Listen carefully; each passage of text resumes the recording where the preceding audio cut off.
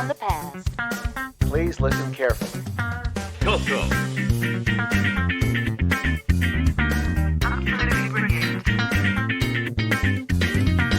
Welcome to the CoCo Crew Podcast. A delicious adventure into the world of retro computing news and information. Featuring the Tandy color computer. Hey, you got your CoCo 3 yet? CoCo.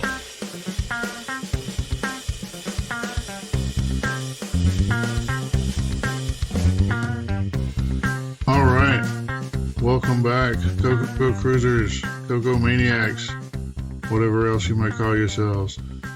You are listening to the CoCo Crew Podcast. This is episode number 77. The number's a favorite of mine. That's the number I wore on my high school football jersey. So right there, that and the successful Tandy assembly in our rearview mirror. It's not going to make this a great episode, I know for sure. That and that we're approaching a really nice milestone on our downloads, but I'm not going to pre-announce that. You might be able to guess what it is. Anyway, so let's see. How is everybody doing? Let's see. I am, of course, John Linville, and I'm joined by our usual collection of co-hosts. Let's see. We've got Mr. Neil Blanchard. Hello, Neil. Hello, everyone. And Mr. Mike Rowan. Hello, Mike. Hello, CoCo Cruisers. And, of course, Mr. Boise Pete. Hello, Boise. Hello, and good evening, everyone. Very nice. So, here we are, time marching on again. Tandy Assembly. The next Tandy Assembly is now approximately 11 months away. I'm sure it'll be a great one. I know the last one was awesome and spectacular and very good. So, I don't want to oversell it, but I'm sure that'll be a good event. You should start planning now. And truth be told, you might ought to go ahead and book your rooms. So, let's see. That's coming up in 11 months or so. CoCo Fest. Well, I guess depending on when you listen to this, you might still have a chance to make CoCo Fest, but it should be early in this month. So, the next CoCo Fest is now 5 months away. The events are coming. We're starting to see some more openings, scheduling of events for 2022. Hopefully that'll be a better year, a more normal year for retro events. I don't know about you guys. My biggest current or recent project with the CoCo was going to Tandy Assembly. I still haven't really done much else. How about you? Yeah. So, Neil, how about you or Boise? Either of you guys do anything CoCo related other than Tandy Assembly recently? I am working on a project, but I can't really divulge any details just yet. So, yeah. Okay, Neil? I've just received the final parts for the GMC game I'll be producing, so now I could finally get to work on that. Awesome. Very exciting. Looking forward to it. Cool. What about acquisitions? Anybody buy anything cool recently? Maybe on eBay? I did buy a Super Sprite board. Oh, yeah. Came in kit form from the UK. How was that? There's a lot of parts on that board. That was a good solder job. Yeah, that took a little while. Have you fired it up yet? I just received my SCART cable today, so it should probably this weekend I'll fire it up, and hopefully it works. Hopefully, yeah. So, a lot of components. Very cool. I've recently acquired a text adventure game on cassette, Mars by Aardvark Software. Came across on eBay. It's not super pristine, but I actually haven't tried to load it yet. Hopefully I'll be able to, but still, it's kind of a sucker for any kind of original software. I did get a little collection of games on diskette too. So there's Shamus and Zone Runner, a couple others. Yeah, I guess I turned my eBay purchases back on. I've got 3 or 4 things I guess to come in. Not all of them CoCo related. So I did get a shortwave radio receiver. I'm tempted to see if I can recreate some of those WeFax maps that Ron Delvaux likes to publish on Facebook. So hopefully that'll go well. All right, well, that's enough of a warm-up, I think. We take a short break, and then we'll be back with our announcements. Where's Jill? She's really lonely. She's been spending hours on her Tandy 1000 again. Do you think Dave will ever find his true love? Not if he's been playing Quasar Commander on his CoCo all day. We used to be lonely. Until we met on tandysonly.com. Tandysonly.com is the new online dating site for folks who won't give up their Tandy computers. You don't have to be lonely at tandysonly.com. All right, CoCo Cruisers, welcome back. Now it's time for the announcements. You are, of course, listening to the CoCo Crew Podcast. We are available on Twitter with a Twitter handle of @CoCo Crew Podcast. That's @CoCoCrewPodcast. If you're prone to sending tweets, feel free to tweet at us, and we may even tweet back. Let's see, we're also available with a group on Facebook called the CoCo Crew Podcast, all 4 separate words. So if you are on Facebook, do come and find the group and check us out. Join in the discussions or collect a little early news or whatever. Just be part of the group. Great place to be and hang out, exchange information, that sort of thing.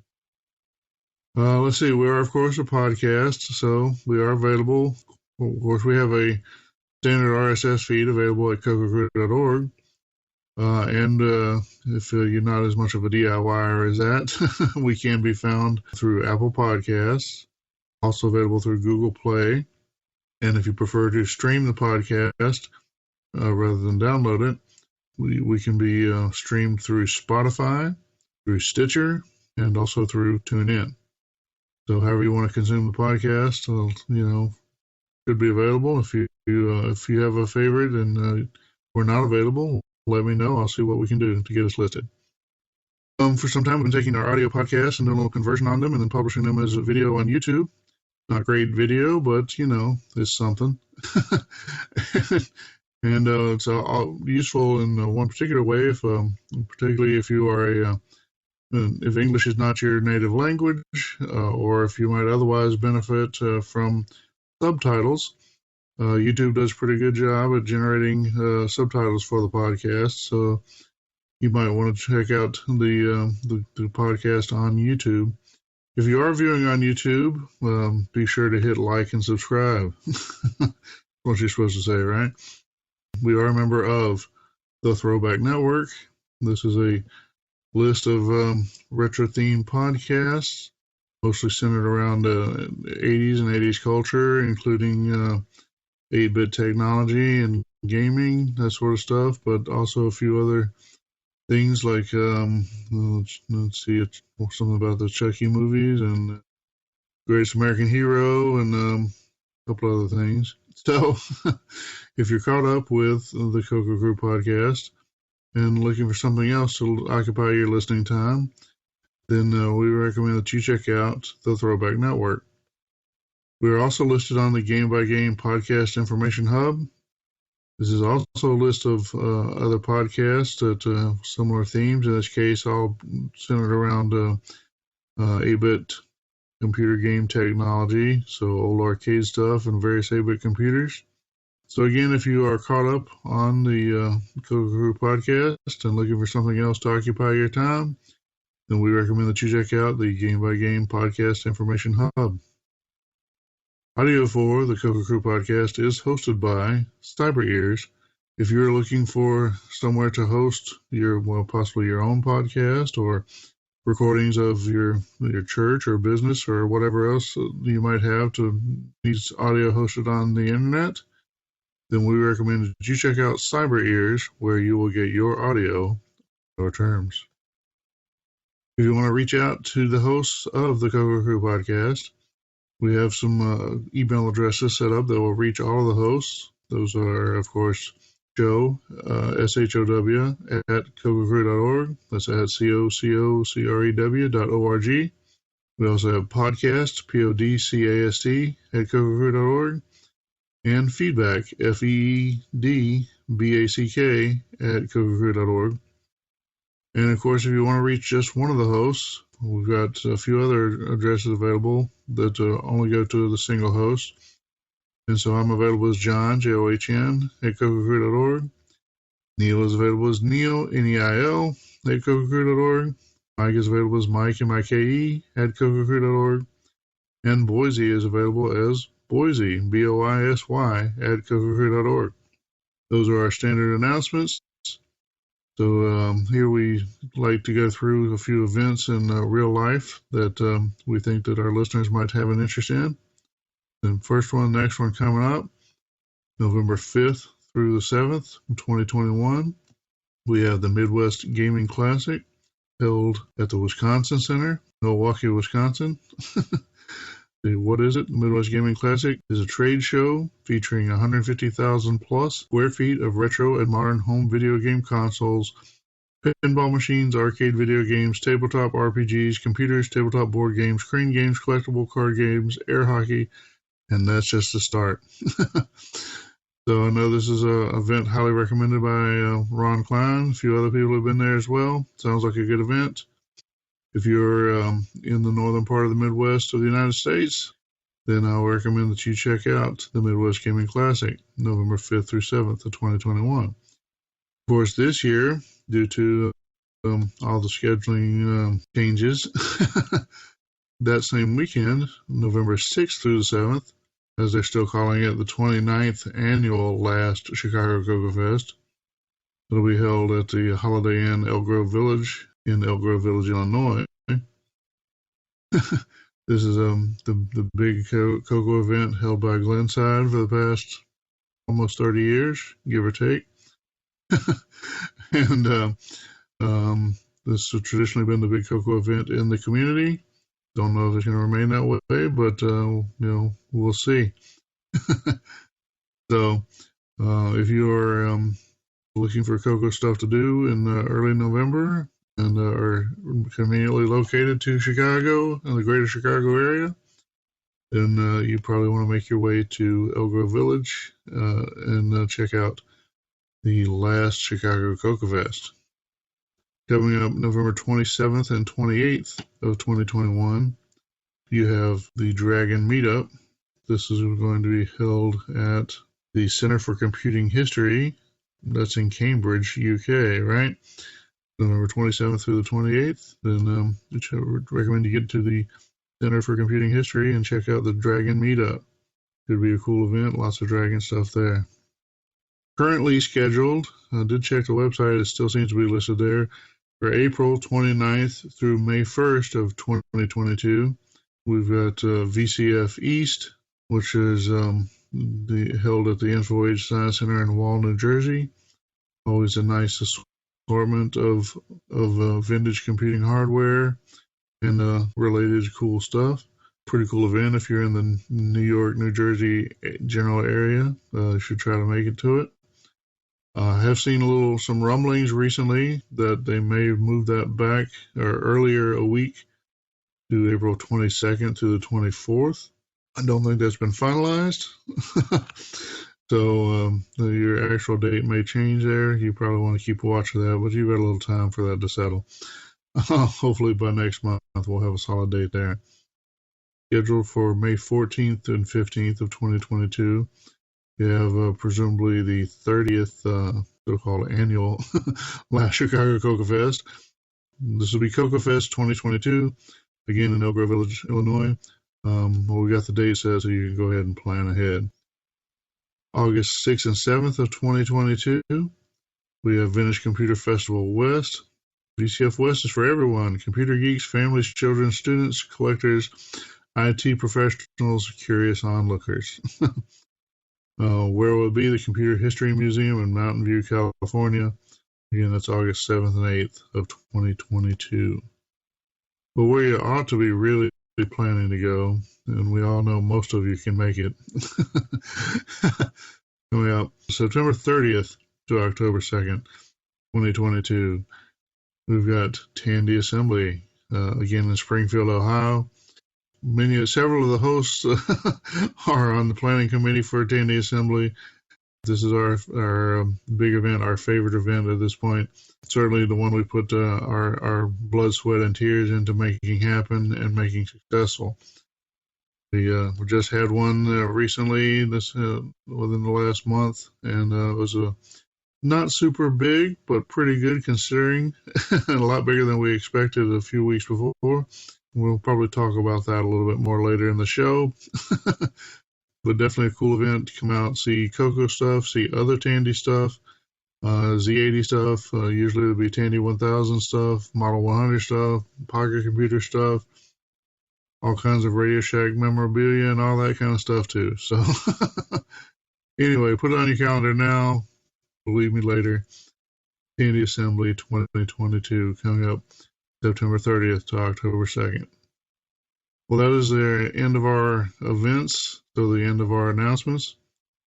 So why don't we take another short break, and we'll be back with some news.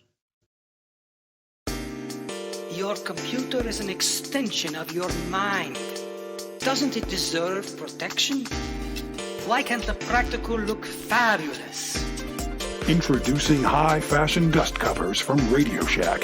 Tandy has collaborated with fashion designers from Paris, Milan, Barcelona, and Berlin. Introducing the Soft Shield collection by Tandy. Pamper your CoCo with luxurious ermine and silk.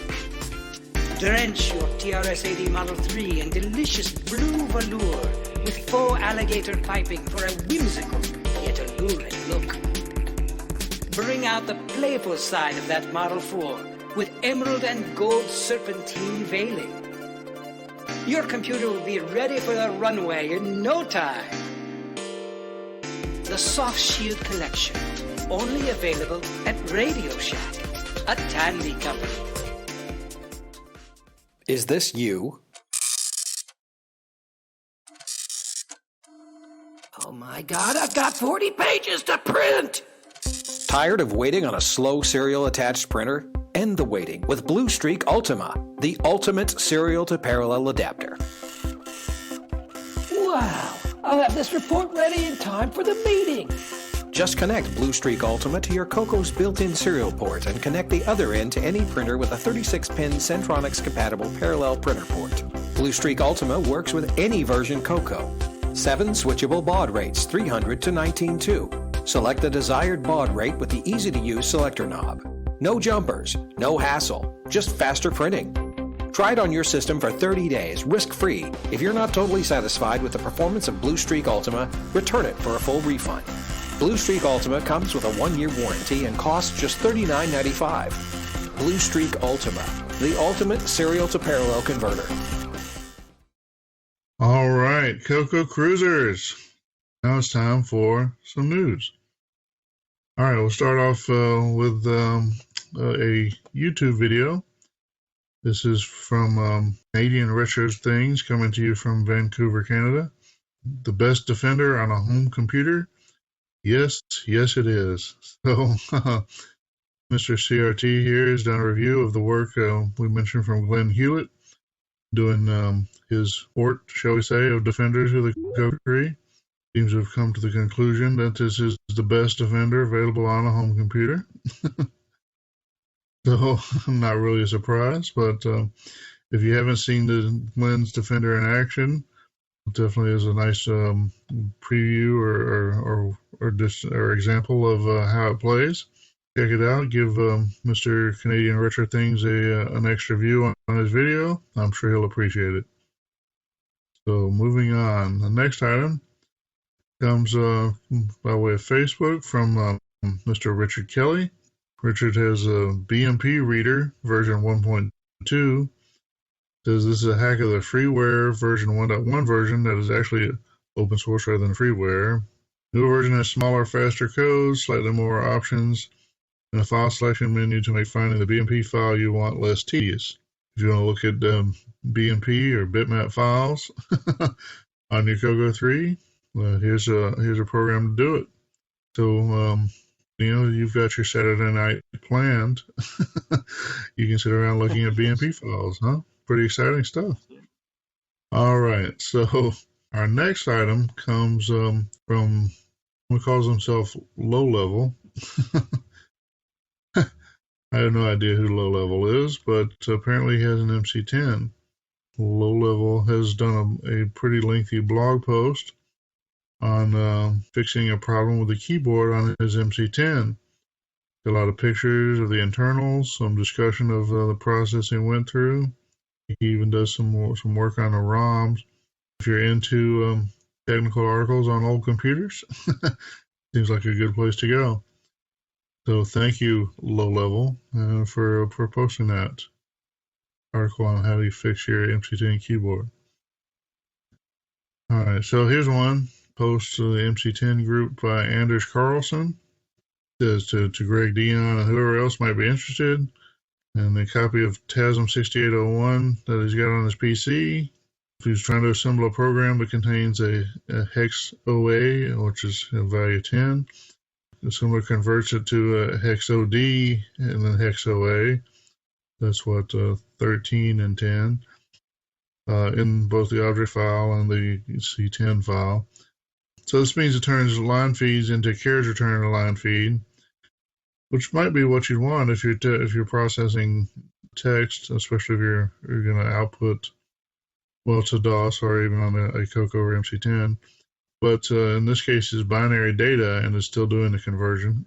So basically, we have a bug report here. But if you are trying to do some assembly language programming on the MC10, and if you're using this TASM 6801 assembler, you might want to be aware of of this little bug, because it certainly would not be what you'd want to do if you're actually handling non-textual data that happens to contain those values. So be aware. All right, thank you, Anders, for making us aware of that. All right, the next news item is the schedule for the production of The Last Ninja by Rick Adams. This is a Facebook post where Rick posted a letter showing a schedule for the development of the game The Last Ninja, which was supposed to come out for the CoCo 3 and didn't officially come out, although it exists in some form that's incomplete. A very interesting piece of computer archaeology, specifically CoCo history. The schedule indicates dates, events, and fees, and is very interesting considering the fact that the game was not completed. And given the aggressiveness of the schedule, and perhaps the lack of aggressiveness on the payout, you can sort of understand why that may have been. But anyway, an interesting 5 months to get a game out like that is kind of crazy. Where, of course, it was 1988, but $23,000 for that doesn't exactly. It's not exactly retirement money. Right. So anyway, a cool piece of archaeology, though. Is that even possible in that time frame to release a game of that quality? That's a high ambition. From scratch, which is what they were doing, I think. I don't think that they were using any existing code from another game, from another port. Right. I don't know. It seems like a tall order to me. It was never finished, so I would say no, it wasn't reasonable. Yeah, well, never finished and handed between two of the most productive programmers on the CoCo scene at the time. So at the very least, it was aggressive. Yes. Yeah. Now, back in 2007, you guys got to see that running at CoCo Fest, the demo. Was that correct? Yes. I remember seeing a YouTube video on that. Yeah, there's a YouTube video of it. That must have been neat to see it, at least the demo going. Yeah, it was. It was an interesting demo. Even the demo was complex. You can imagine how the rest of the game being implemented would have been even more difficult. Right. Oh, maybe they should have renamed it the Last Annual Ninja.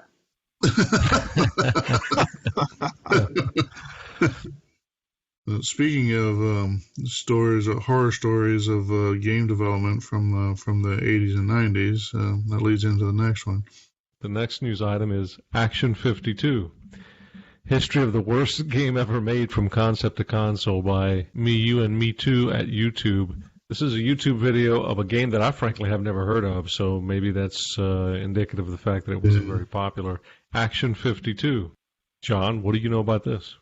The Action 52, yeah, I'd never heard of it either. Stumbled across the video, but I thought it kind of fit well with the theme of the Last Ninja being a forced march or whatever. If you watch the video, they'll regale you with the story of this development of a NES and Nintendo Entertainment System game, cartridge at least, 52 separate kind of mini games, but I don't know. It's a bit of a horror story, really. I think Neil might know a little more about Action 52. He had actually heard of it. I think he may actually own it. Yeah, I do. I actually I found a copy of it back in 2005. And I can vouch it's pretty bad, but fun though. It's one of those kind of games. Even the speech in it. Basically, the story is that this guy and his kids were spending so much time on video games that he decided that he'd produce a video game and make a lot of money. So I don't know who this guy must have been, some kind of serial entrepreneur or whatever. Somebody with more money than sense, probably, but he hired a couple of buddies that said they could program stuff and and then force marched them through this, and hilarity ensued as they had all this feature creep and changes to games and whatever, and then he decided that they needed some sort of thematic characters or whatever, something like the Teenage Mutant Ninja Turtles, and so they came up with the Cheetah Men. And so these characters that look like feline humanoids or whatever. Anyway, it's sort of a horror story. If you're a professional software developer, you've probably at least seen some of this kind of stuff and hopefully avoided it. But pretty funny to listen to the story. So. And then that Cheetahman you mentioned, it actually got released. They did a Cheetahman 2, which was its own game on a separate cartridge, but then that got canceled. So there's not many that got out in the wild, but there is a few kicking around. It's actually unplayable. When you get to, I think it's level 4, there's so many bugs in it that it just you need cheat codes to get past it if you want to finish the game. I think we've talked more about this game than it deserves. Yeah, probably so. Yeah. But you should watch the video, though. It's pretty entertaining. Moving on, Model Railroad Automation by Mike Willegal. This is a YouTube video of what I think is an Apple II. Looks like a bare board, hooked up to a Commodore monitor nonetheless, controlling a train, a model railroad. Pretty neat. A pretty nice setup on the model railroad, too. I'm really impressed. Yeah, it is nice, and Mike's a nice guy. I've met him. So I thought it was cool to see his, a completed project after those previous 2 disaster stories. But, he has a project controlling the switching, I guess, on his model railroad, which is something that I've always sort of, when I felt the need to justify why I play with old computers, I've always said, well, if I was playing with old model trains, nobody would ask me why. So, kind of now you can do both. Exactly. Yeah. Mm-hmm. Yeah, that's a cool video. Very nice. Very nice. The next news item is Tandy 1000SX Part 4, Programming the Tandy Sound Chip by PCR Retrotech at YouTube. This is, again, another YouTube video that talks about the Tandy 1000 SX and the 76496 complex sound generator that is inside of it. It looks like he runs a demo program that plays some sound. Yeah, and so it's, like you say, it's essentially the same chip, compatible with the chip in the Game Master cartridge, but, it shows where they're running a tracker program on the Tandy 1000 and doing some stuff that if you wanted to experiment with the chip, you might want to do. I don't know, it's supposed to be inspirational for someone who wants to take a Game Master cartridge and, do cool stuff with it, like make, I don't know, music. Our next one is The 3 Things I Wish I Knew When I Started Writing Music by Guy Micklemore. Basically, the 3 points were do the fundamental things really well, and complexity does not mean better, which is definitely true working with software or hardware for that matter. So just adding complexity because you can doesn't mean it's going to be a better outcome. Absolutely. He talks about avoiding nostalgia. If you learned if your favorite band was Van Halen, then don't make your songs sound like Van Halen songs. That's not going to get you anywhere. And in the software hardware world, we could say don't copy. Yeah. Come up with something original. And then finally, don't obsess about the technology. And that's a good one. If you spend all your time trying to tweak your, to get the perfect IDE going before you do your project, you can get lost in the technology just because the technology, advanced technology is cool and we all like it, but you can waste more time on that than actually developing what you're going for. Yep. So yeah, good video.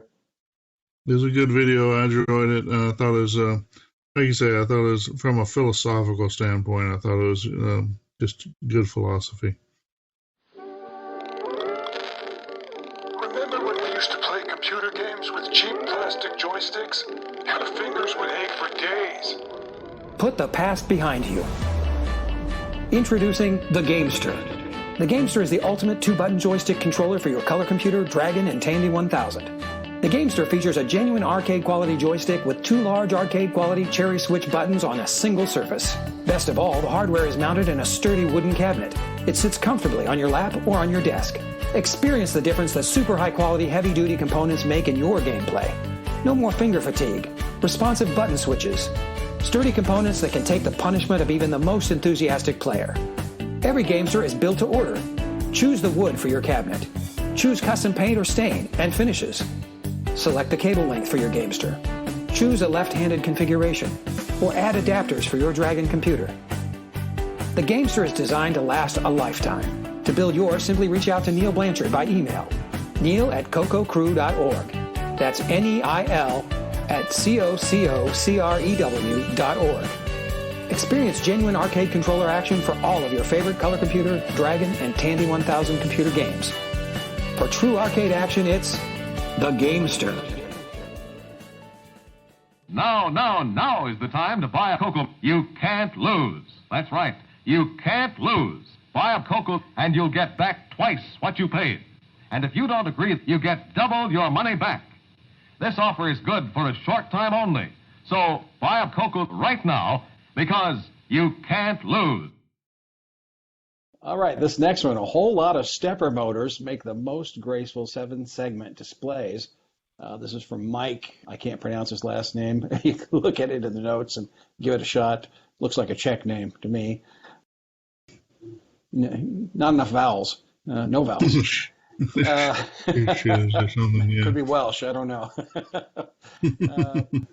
But really cool video using little stepper motors to create a 7-segment display where the motor just pulls down that segment. It's either up or it's down to make the numbers. Cool little video. Be a great project for just doing motor control from a computer. Definitely could do something like that with a CoCo. We've got one from Alan Huffman, Revisiting 10-Print Racer. This is a nice little article. 10-Print Racer is a small text racing game, pretty short, basic program, and just goes kind of in-depth discussing that program and porting it to the CoCo. Alan always has some good, concise articles on programming and BASIC, so check that out. Yep, good work. And we have one from friend of the show, Mr. Jim Gary. Free Cell in 8-bit BASIC. And here's another MC10 adaptation of Free Cell. So using SemiGraphics 4 mode to do all the graphics for Free Cell on the MC10. So cool little game. If you're a Free Cell fan, you'll definitely want to grab this for your MC10. Next one up here is from Robin Curie at Hackaday. This one I really like. This is fantastic. Start my news segment off here. It's Atari ST still manages campground reservations after 36 years. This campground is still using an Atari 1024 STF, to be exact, after all these years. But what makes it even cooler is that they actually coded the software. So they're using their own custom software they wrote all these years later. It's a nightmare having to maintain code that's from 36 years ago, but at least if you wrote it, it's your fault. That's it. You can manage it. Yeah, and in the article here, it looks like the only thing they've changed is they've done an addition of a USB drive, so you're not using the floppies. Mm-hmm. They probably put a GoTech in there, I'm assuming. That's awesome. I mean, to see that, that stuff running, and that's running on the original monochrome monitor as well. And it's amazing. After all those years, it still works. It's probably the original capacitors in there. Yeah, the campground maps show up on the display too, which is cool. Yeah, that means the campground hasn't changed in 36 years either.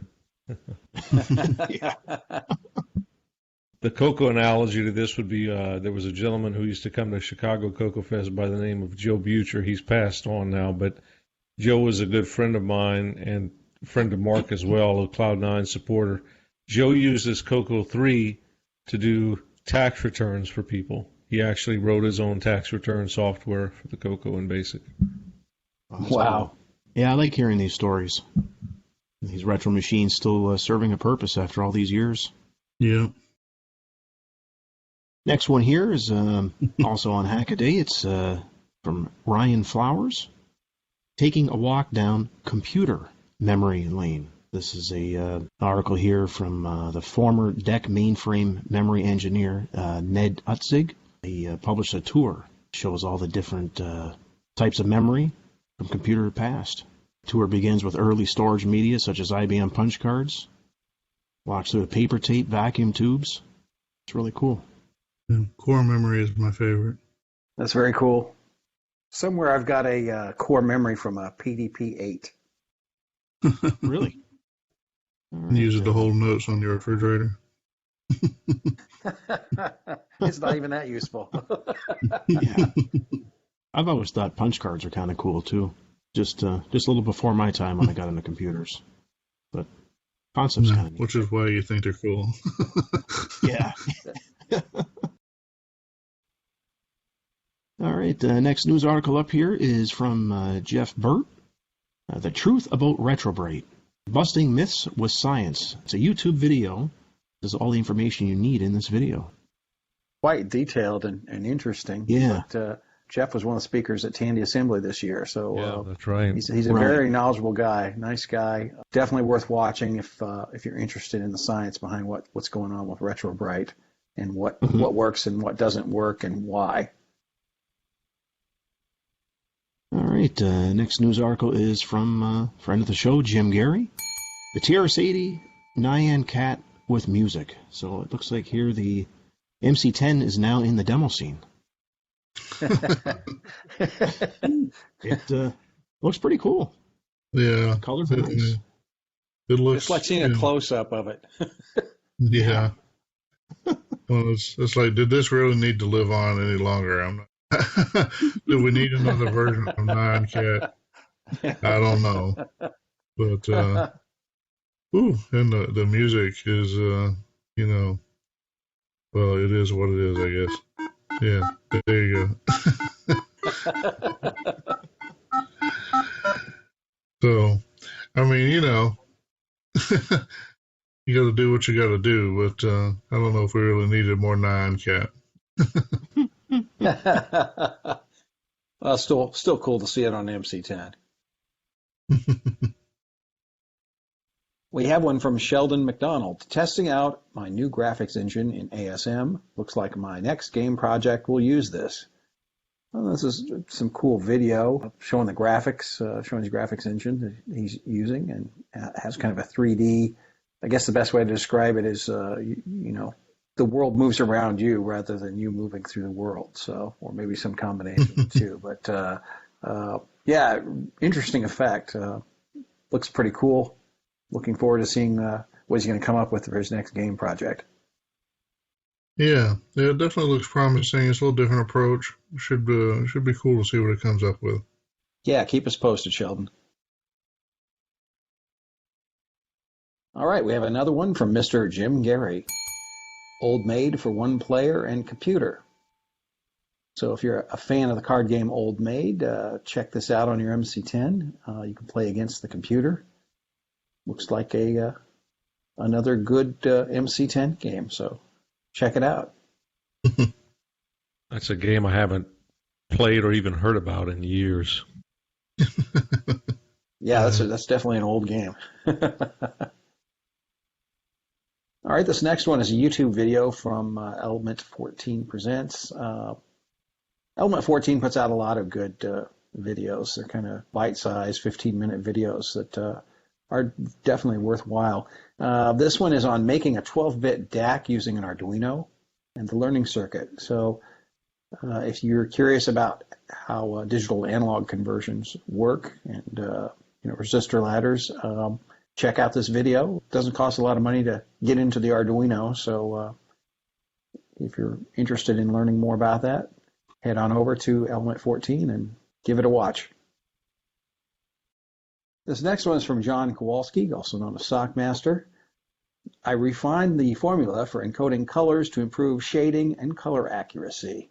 And I think last month we talked about how he had come up with some new ways to create grayscale, gray shading on the Color Computer 3, and he's got some screenshots of the results on the CoCo 3. Looks very, very nice. Yeah, really impressive. To me, it's, we're talking about the missing 256 color mode on the CoCo 3 or whatever.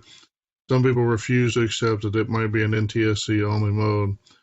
I think, to me, you look at these colors and it's like, if this is not what they had in mind, then boy, they sure slipped up. I don't know. It's definitely impressive. It looks incredible. Next up, Jenny List at Hackaday. 1981 called. Here's your software. Well, basically, I found the old printout and right. Typed it in, I guess, and it's a game. I don't know. It's just kind of cool that he found an old printout from something he'd written as a kid and could experience it or whatever. It's kind of cool. You ever want to search your old notebooks, find all those love letters from your ex-crushes and such, and maybe there'll be some source code mixed in too. Next on news list here, it's Allison Deneau. Simply Better Blackjack, an extended color basic game. Looks like it was written a long time ago, 75% finished, and then just finished it in 2021. So this is a new game here for the CoCo with extended color basic. So it's like an extended version of the previous link, where somebody found some old source code, in this case, to finish it up. Very cool. All right, next news article is from Matt Massey, Graphic Strings. He's definitely experimenting with how strings are encoded and how programs are encoded in memory. Yeah, and he also covers using this to hide your code in a program, which is pretty clever, pretty neat. Yeah, for sure. So if you got a basic program, you could scramble it up so people couldn't steal it easily anyway. I can't figure out your code. We got to meet Matt at Tandy Assembly. That's right. Nice guy. Great meeting you. Great meeting you and getting to know you a little. Yep. It was a pleasure to meet him. Matt, I didn't realize that he was the same guy that had given us the feedback from the month before, but yeah, super nice to meet him. Yeah, that's great. Hopefully I can meet him next year. Yeah. Yeah, that looks like a nice blog he has there. Some nice examples posted there. That's good work. Yeah, keep at it. All right, the next news article is from Jim Gary. It's titled, it's another game, Thesis and a Monster. But this time, it looks like it's the opposite way. This is going from an MC10 program converted to CoCo Basic. Looks like it's using an obscure semi-graphics mode on the CoCo. It looks pretty good.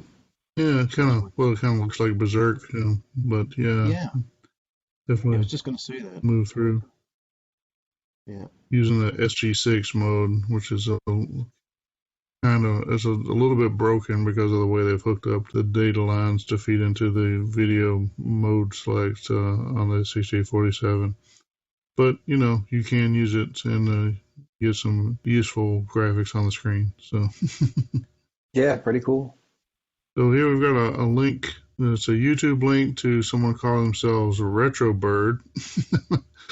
This guy stumbled across while browsing YouTube or whatever, and so it seems like everything he posts is some sort of it's like a discussion topic, and it's like my spirit animal.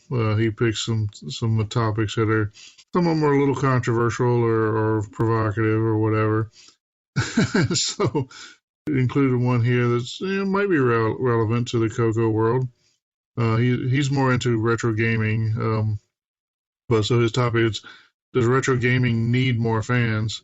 And kind of getting at the, it's a typical, the thing I've been doing because it was edgy and, not that popular. Now it's becoming popular, and I'm not sure I like the new people that are here kind of discussions. And so rather than endure us doing that on this podcast, at least today, or maybe we will, I don't know. But anyway, you can watch it on YouTube, see somebody else have an opinion, and see if that's helpful to you. Thank you, Retro Bird. I have no idea what the guy's name is. But.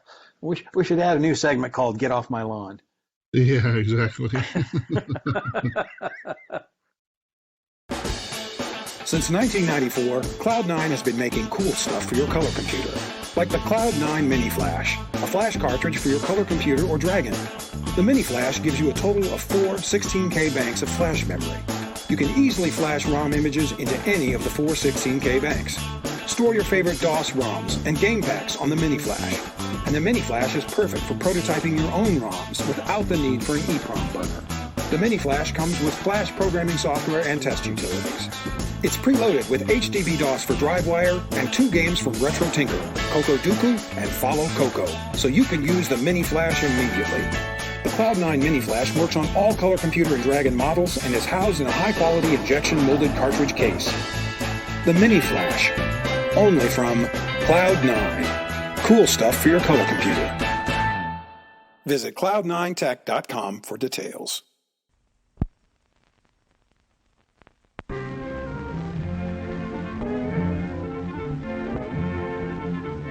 Here is a scene that has long since ceased causing any surprise. Productive men and women using color computers to make their lives and the lives of those around them happier and more fulfilling. And in a matter of minutes, a truck leaves the factory destined to arrive at Radio Shack stores and subsidiaries throughout North America. It is the attractiveness, usefulness, and low cost of the computer itself that has made this industry one of the fastest growing in the nation's history. The future of the color computer is bright indeed, and Radio Shack is a company that intends to stay out in front, broadening still further its already extensive line of computer products. When you purchase from Radio Shack, you're assuring that you will always have support for the best quality and value, today, tomorrow, and well into the 21st century and beyond. Over time, all CoCos suffer from performance loss and increased electricity consumption. That's because even the best-made CoCos create bit plaque during computation. These plaque deposits build up on integrated circuits, causing a variety of performance problems, including increased power consumption, random resets, excessive heat, and clock skips. CoCo Renew is specially formulated to remove up to 99% of bit plaque buildup. My Color Computer 3 was really getting hard to use. It would keep resetting right in the middle of King's Quest. Do you know how frustrating it is to lose your place in a game? I was about ready to throw away my CoCo 3 and buy a new one. But then I discovered CoCo Renew. Cosmic rays, beta particles, and the interaction of the moon and Earth's magnetic fields only make the problem of bit plaque accumulation worse. I tried everything. I reseated chips, I replaced caps, I even replaced the transformer. Diagnostics all passed. but my CoCo was still randomly locking up. I was getting so frustrated, I couldn't even sleep. I started to drink heavily, all because I couldn't figure out what was wrong with my CoCo. My life was beginning to spin out of control. But then life changed when I discovered CoCo Renew. CoCo Renew's patent-pending formula not only removes bit plaque, but also protects your computer from future plaque buildup. Since using CoCo Renew, my system is rock-steady stable. One application of CoCo Renew, and it's like a new machine. Find your GPS coordinates and look them up on the easy-to-use Lunar Magnetic Calendar. This will tell you which day of the month to use CoCo Renew. Then simply disconnect the transformer and the keyboard from your CoCo's motherboard.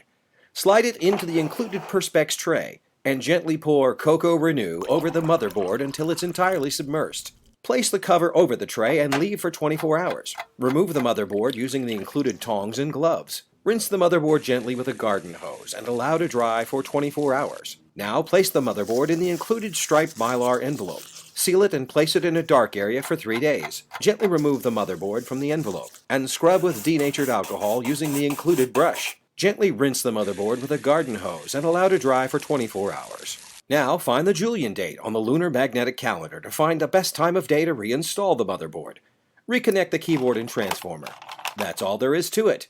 Now your CoCo will perform like new. No more resets. No more lost games. No lockups, it runs cooler, and I've started to attend AA meetings. Don't throw away your color computer. Renew it with CoCo Renew. Thanks, CoCo Renew. And coming soon, CoCo Renew PAL, Dragon Renew, and MC10 Renew.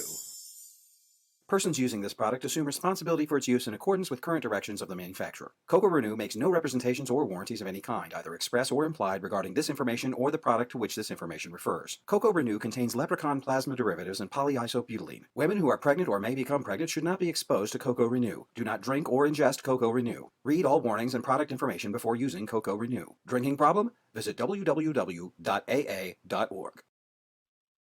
All right. See, moving on. So the next link, this is a 6809 lesson H, or H as some of our English speakers will say. H4, Hello World on the Dragon / Tandy CoCo. And this is from Chibi Akamas on YouTube. And this guy does a lot of videos doing programming on various old, retro computers, essentially from this era. But he does, Atari and Commodore and probably Apple and some other stuff. But he does a lot of these, how to program in assembly language, that sort of thing. And in this case, he's doing it for the 6809 and on the Dragon / CoCo. If you have an interest in learning some of that, you might want to check out this video and anything else he's got that's related, which will have 6809 stuff, it'll have 6502 stuff, it'll have Z80 stuff, probably 68000 stuff. Anyway, there's a lot of assembly language programming. If you like watching that on YouTube, this is your guy. So check it out, see if you find it useful. Got a post from Joel Reese. So this topic comes up once in a while on the relationship between the 6800 and the 6803 or the 6801 architecture that is in the MC10. 6809, of course, on the CoCo. 6800, sort of a predecessor or ancestor for both of those, but not, a little more direct to one than the other. There's even some discussion in this about where the 68HC11 kind of fits in. And, it's technical and it's, some of it's a little deep. But if you enjoy those kind of discussions of architectures from the past that may no longer matter unless you're, retro interested, then you might want to check it out. See what Joel has to say about some of the differences and some of the similarities between the different processors there from Motorola's follow-ons in their 6800 line. So worth checking out. Okay, now so here's the big one in this list. We got the link is to a YouTube video from Knowles Retro Lab. Anyway, don't know a lot about Noel's Retro Lab. Seems to be a fairly popular YouTube channel with the retro tech stuff.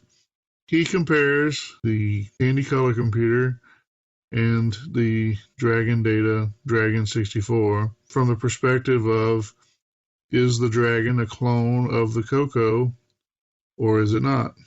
We've discussed more than once on this podcast, or various segments of this podcast, that both of these machines were based on a reference design from the data sheet for the SAM chip.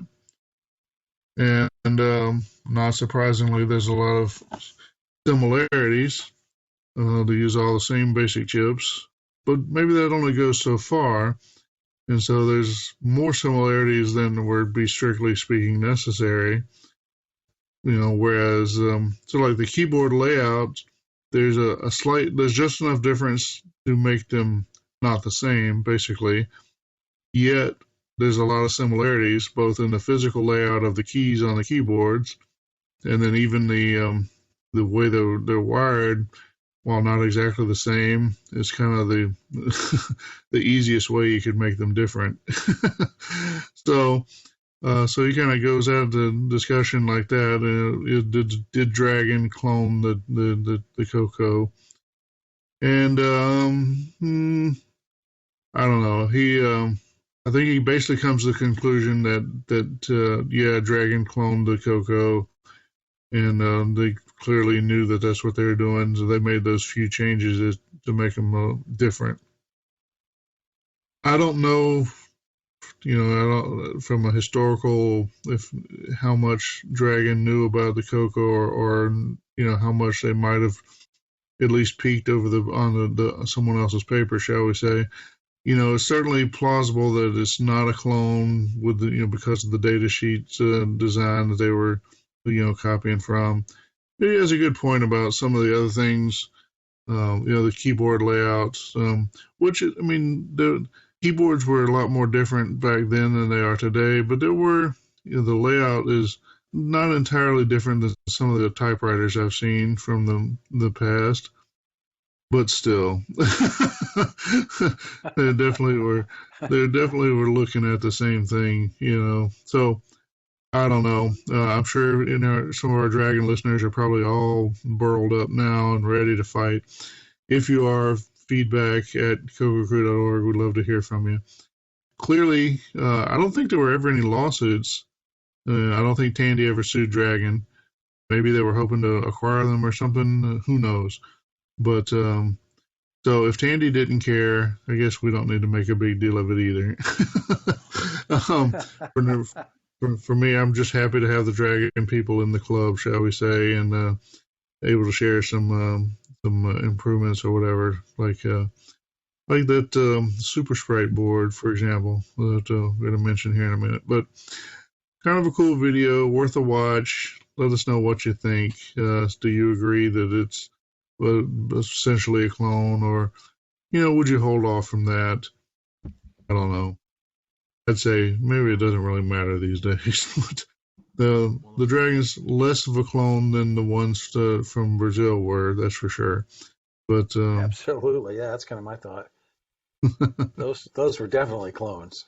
Yeah, no doubt about that. But anyway, so like I said, worth a review and worth some discussion.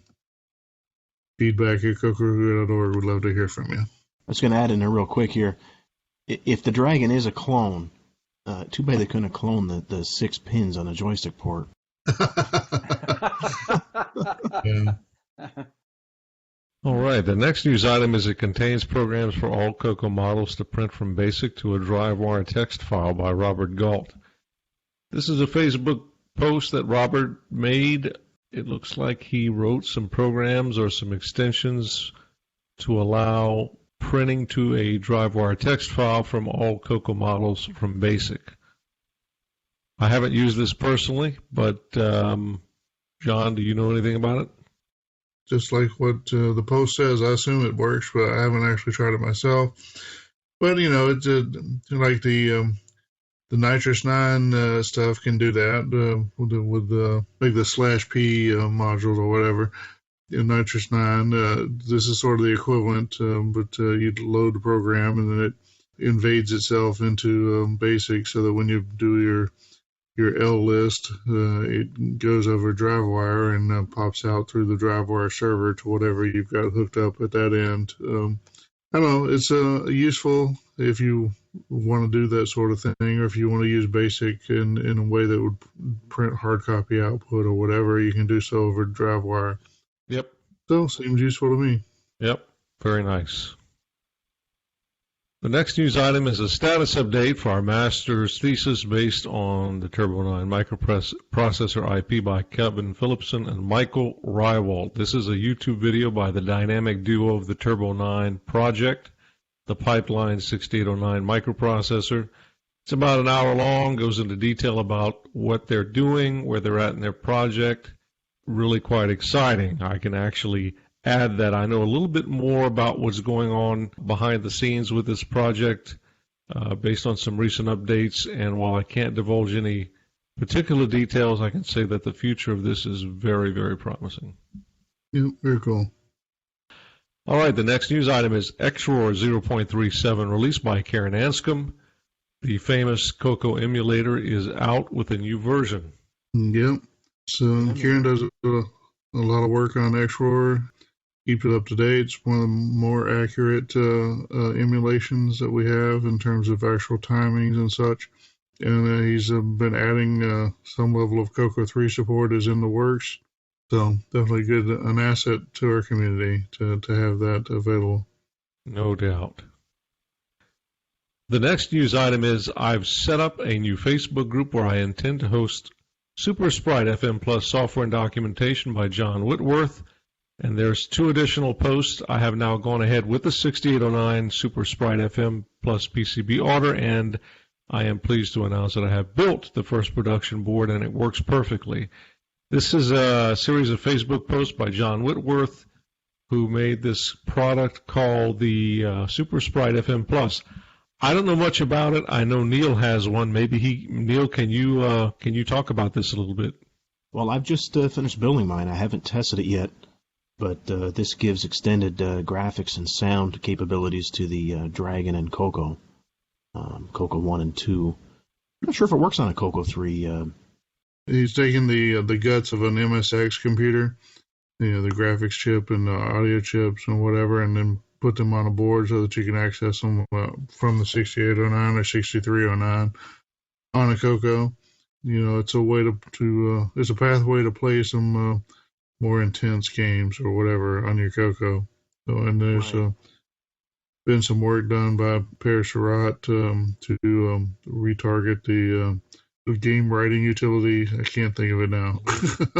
Right. What's it called? I don't remember the name, but that's when we ported all those existing games over. Yeah, exactly. Mm-hmm.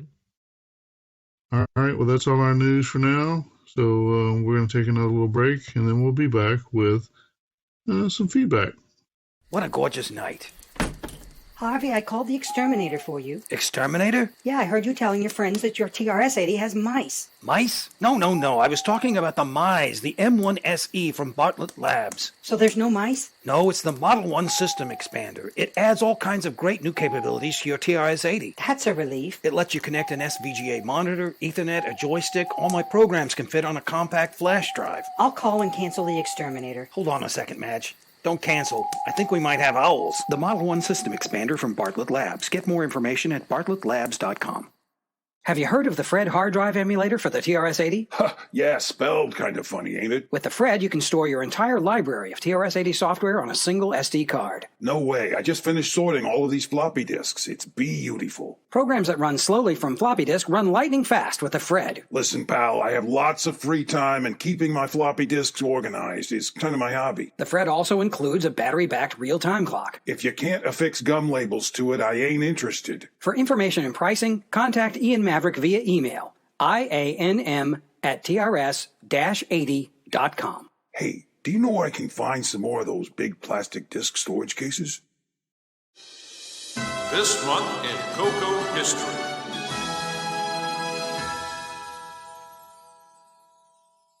Welcome to This Month in CoCo History, where we explore events in the life of our favorite home computer.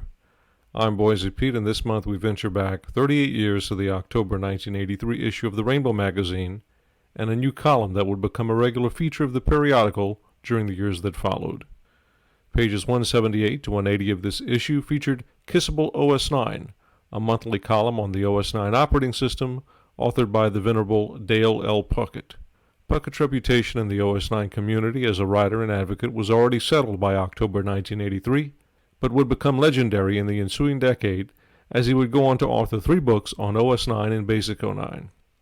This inaugural article goes into detail about Microware and Tandy's release of OS 9 for the color computer, and expounded on its modular and multitasking features. OS 9 for the CoCo had just hit Radio Shack shelves in late 1983, and the excitement was all over the pages. Also mentioned was the second annual OS 9 seminar in Des Moines, Iowa, that took place on August 12th to 15th of that year. As Puckett points out in the article, KISS is an acronym for Keep It Simple, Stupid. The mantra was meant to demystify the complexities of the OS 9 operating system by teaching its concepts in an easy, relatable way. Dale was a master at conveying this ideal. Kissable OS 9 would continue as a regular part of the Rainbow magazine for years, a testament to Dale Puckett's commitment to teaching others about the operating system that was instrumental in the CoCo's growth. Today, Dale is still around as K0HYD, his ham radio call sign. He's also a co-host of the Ham Nation podcast. And that's this month in CoCo history. All right, CoCo Cruisers, thanks for coming back. And now it's time for some feedback. Let's see, the first item of feedback we got is from Mr. Jim Brain, president of Glenside. And he says, the conversation around pump and dump and related items confused me, talking about from last month. He said, as it was unclear to me if the hosts were discouraging folks from simply dumping their source online and calling it a developer's kit, which is what I had in mind. But he said, or if they were discouraging the idea of someone saying, hey, I made this and I'm uploading all the resources I used online for anyone to use if desired. I did not mean to discourage the latter. I guess I would encourage you to go further than the latter. To the extent that we were negative on the pump and dump, I think we were talking about somebody just deciding that they don't want to support their code anymore and just putting it available and saying, see, I gave you this great thing and you can't actually use it, but, whatever. So dumping unusable source code or other material is, you're not necessarily giving the world a gift when you do that, but that's what I was talking about anyway. Thanks for the feedback, Jim. Good to hear from you. And then the next one, this is a little bit of a joke, but we got a comment on one of the YouTube videos. The comment was, hello guys, and square bracket. And that was from ProBlockson, someone on YouTube. So just so you know, we get junk feedback sometimes. Just if you're CrowBlocks, then thanks so much for wasting my time with that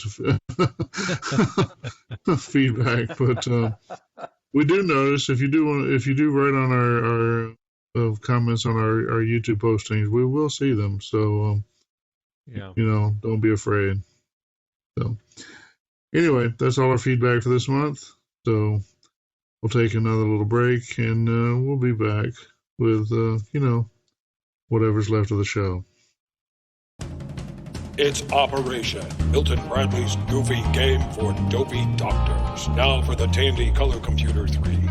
The operating table plugs into your color computer's cartridge slot. The computer assigns each player which procedure they are to perform. Remove funny bone. Careful. If you touch the sides...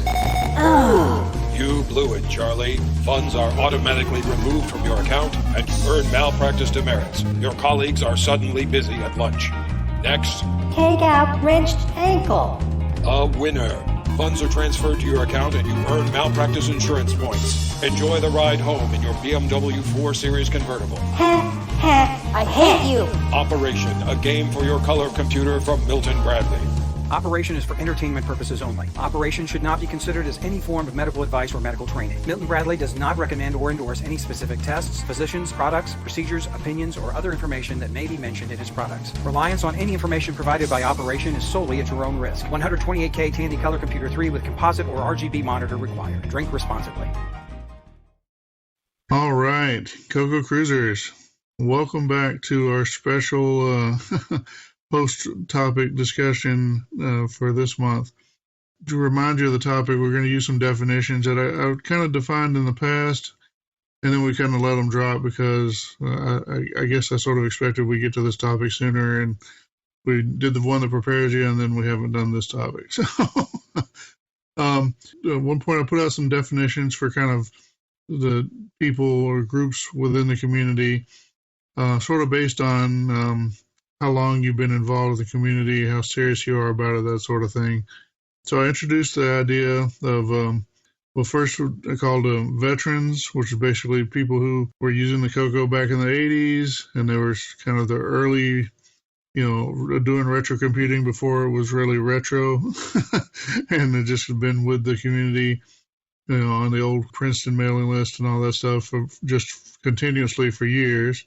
And then the second category was alumni or alumnus, but somebody who had been a user probably back in the 80s or early 90s, and then had, turned away probably to the PC or the Mac, but, had come back, previously had been a pretty serious CoCo user, but then had gone off and then maybe come back, maybe a while ago.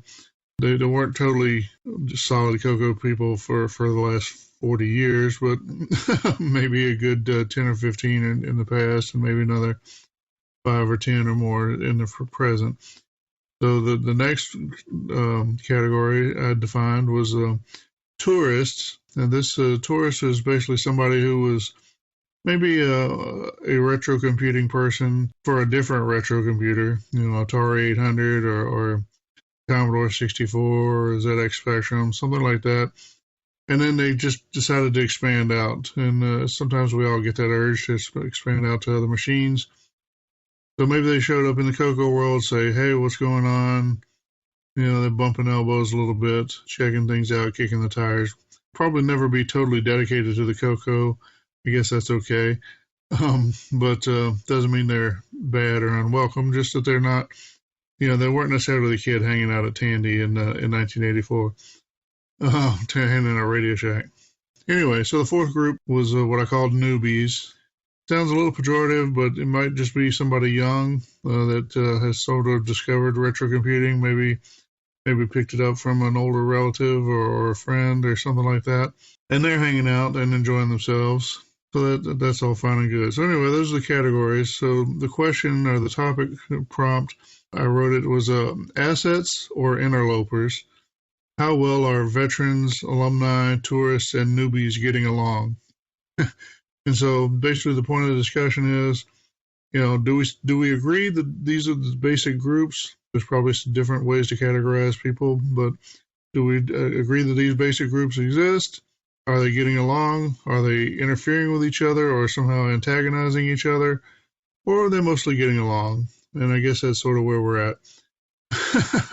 So I know there's some of you out there are maybe already fuming because you didn't like whatever definition I gave that you think you fit into. Maybe you're out there and you're just curious and happy to see what we're all going to say. Hopefully that's more where you're at. Either way, I'd just like to say I think mostly things are going fairly well in the community these days. I haven't felt overtly antagonized for a while. So that's always good. Just been enjoying my CoCo hobby and my CoCo friends. Speaking of my CoCo friends, some of the closest one, of course, are on the line here. So, of course, I'm John Linville. We're joined, of course, by Master Mike Rowan. Hello, Mike. Hello, everybody. Of course, Mr. Neil Blanchard. Hello, Neil. Hello, everyone. And, of course, we have Boise Pete. Hey, veterans and alumni and tourists and newbies. All right. Well, hopefully I've given enough of an introduction maybe to get us started. Like I said, I think things are getting along. Things are moving pretty well. We just had a great Tandy assembly, which included some probably of each group, especially from the CoCo world. Maybe even a few tourists from the Z80-based Tandy computers. So I think things are going pretty well there. CoCo Fest is coming up. I guess we'll have to get the report of how that went maybe next month. Does anyone have a perspective on this? Some of them they'd like to say or kick things off? I consider myself an alumni, I guess you can say. The CoCo was my first computer, but then I did put it down and go to the PC. But then I got back into it. I got back into it fairly early. I mean, back in 2004. So, I mean, I kind of really... Retro wasn't hot then. It was a different scene. I mean, you can still get, CoCo 3s for $40, $50 back then. So, sure. I guess it really wasn't... So I think that's where I land. And are you getting along with everyone? Yeah, it seems to be okay. I mean, I think in communities like this, I mean, there's a place for everybody. I know there has been some issues in the past, but you kind of need a mix of everybody. I mean, even tourists and newbies, I mean, they kind of help the sales of products and projects of different people and keeps things rolling. Right. Well, like you say, tourists in particular, quite often they're pretty experienced and accomplished with their home computer, so to speak. Their C64 or whatever. They can come in and bring some knowledge of that platform and maybe introduce things. I think he's pretty well adopted or absorbed into the community now, but for a while, Simon Jonason was a bit of a tourist.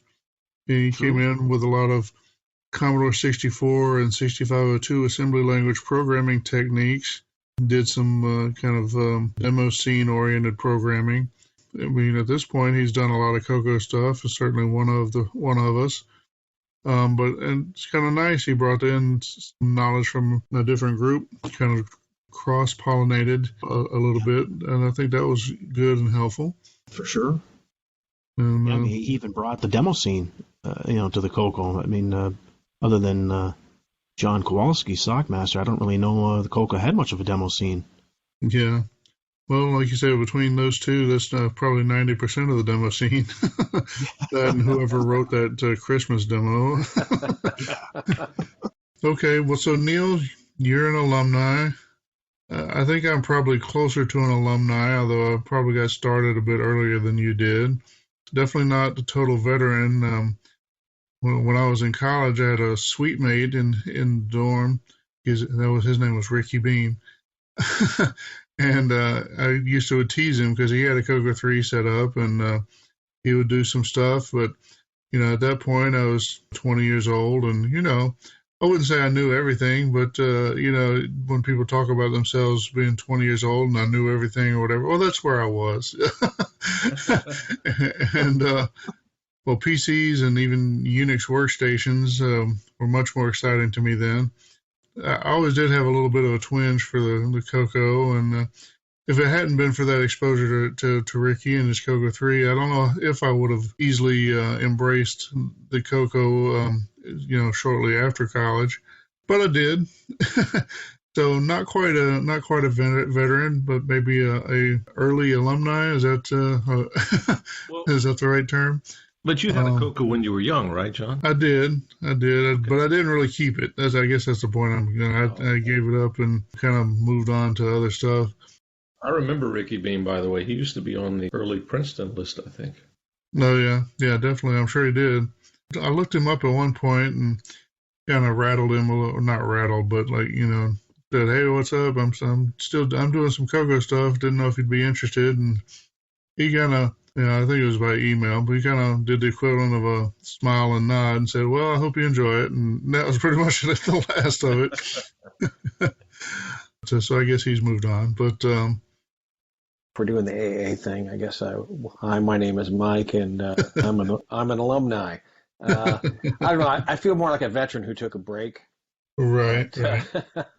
Because the community shrank pretty significantly in the mid-late 90s.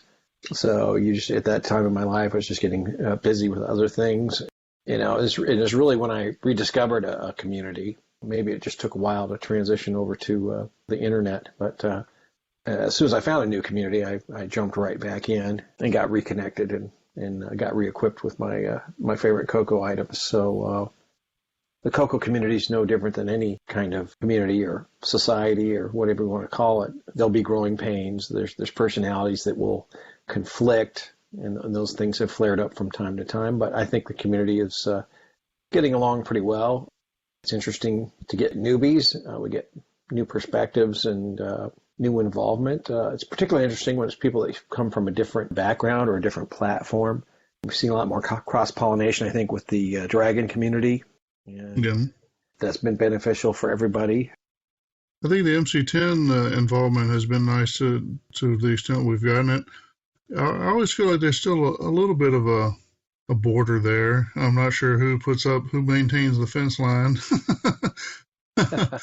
and it may just be that the community is so small just because we're only so many sold or whatever, but we certainly do try to do our part, and we cover about as much Jim Gary stuff as we can each month. We don't want to leave the MC10 guys out, that's for sure. The community's here. We've had a spurt of growth. There for a while, it was going pretty fast. We had a little bit of a brush fire. And I'm not sure what the effect was that had on the community's growth. There for a while, things were a little quiet, but then again, we've had this COVID, the ramifications of COVID and the lockdowns and all that stuff kind of held things a little quiet for a while. I think it was Boise was observing that there's been a lot more new names on the Facebook group, maybe new faces, whatever, that maybe for some reason there's been some renewed interest, or and some of those are more like alumni, possibly even veterans that have kind of renewed interest. And I'm sure some of them are tourists and newbies. Whatever, they're all people. I mean, we don't really need the the labels, but they're handy for talking about things, I guess.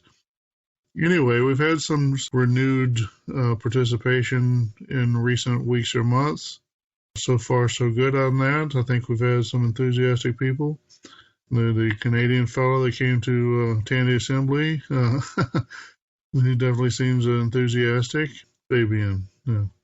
So, I mean, things are going pretty well there. I think the taxonomy that you're using is appropriate.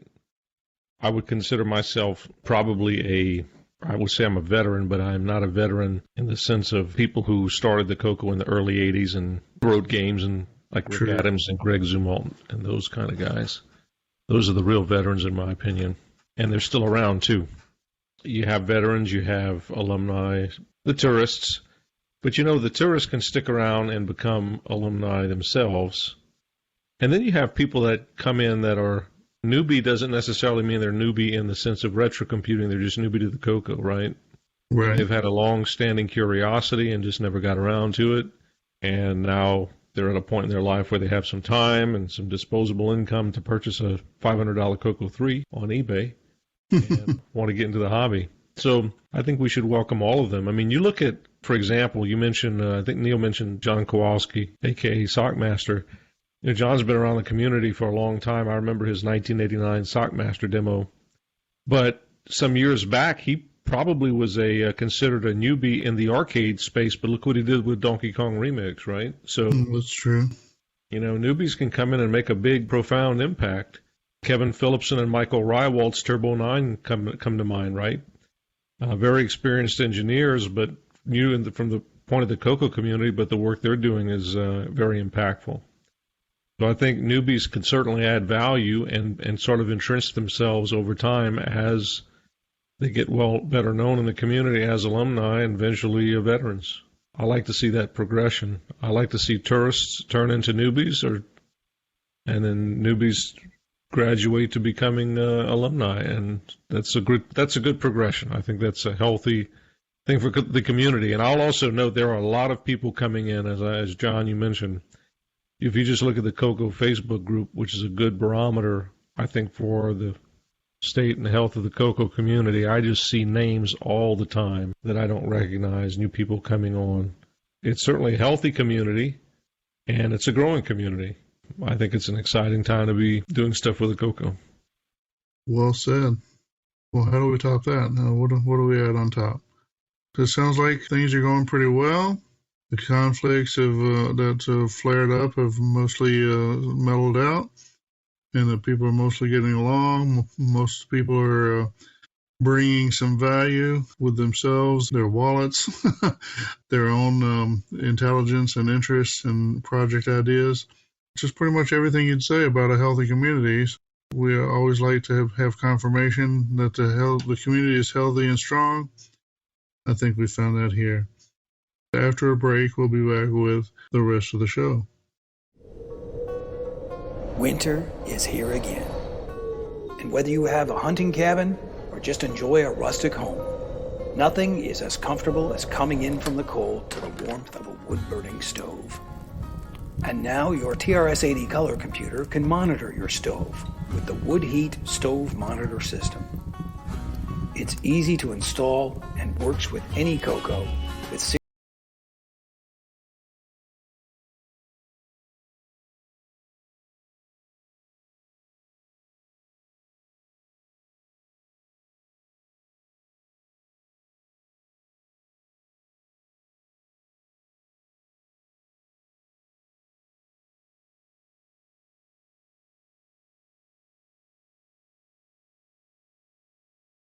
Wood Heat is located at 1032 3rd Avenue in West Belmar, New Jersey.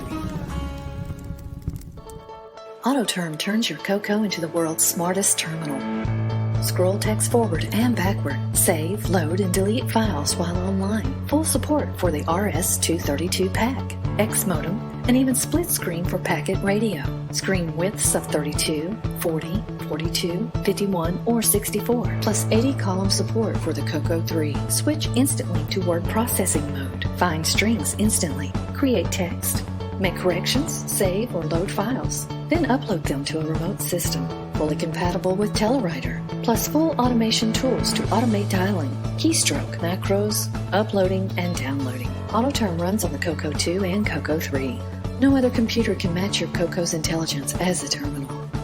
AutoTerm from PXE Computing, Richardson, Texas. All right, CoCo Cruisers, as we've been telling you for a while, we had this little event that we happen to think is a pretty big event we call Tandy Assembly. We had that over the first weekend of October. We're pretty proud of the results. So we have hijacked a little bit of the Tandy Assembly planning meeting and asked the Tandy Assembly planners to join us here for just a little bull session, and we can talk, basically take a little victory lap, but we can talk about what we liked and what we thought was good and why you really should have been there and definitely should be there for Tandy Assembly in 2022. Let's see, who have we got? Well, of course, we got Mr. Mike Rowan. Hello, Mike. Hello, everybody. And let's see, we've got Mr. Randy Weaver. Hello, Randy. Hello.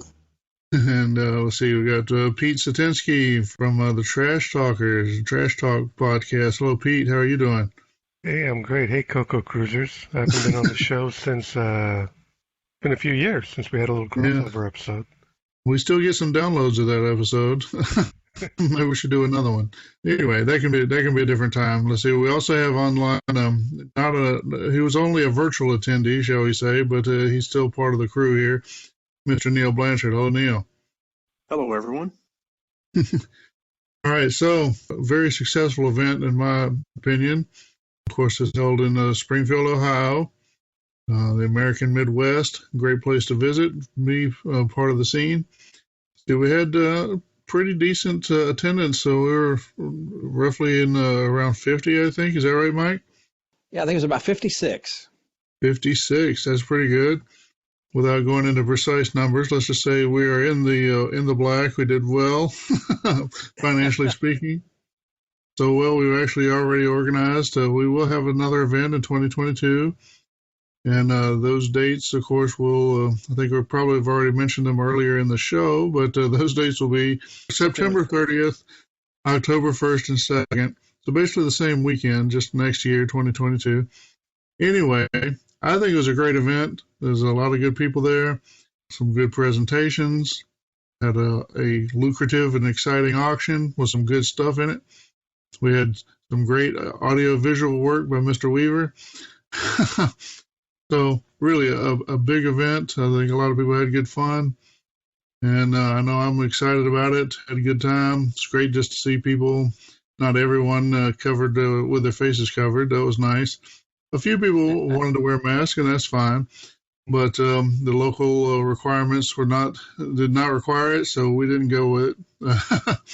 So we braved the plague, and I think so far everything's was worked out there too. We had a strong auction, as you mentioned. We had strong sponsorship this year. For given that we had roughly half the attendance, you mentioned we did well. We're in the black. I think your Tandy Assembly Committee actually maybe knows what they're doing, how to run a little show like this. So, we're in a good position to have many more in the future.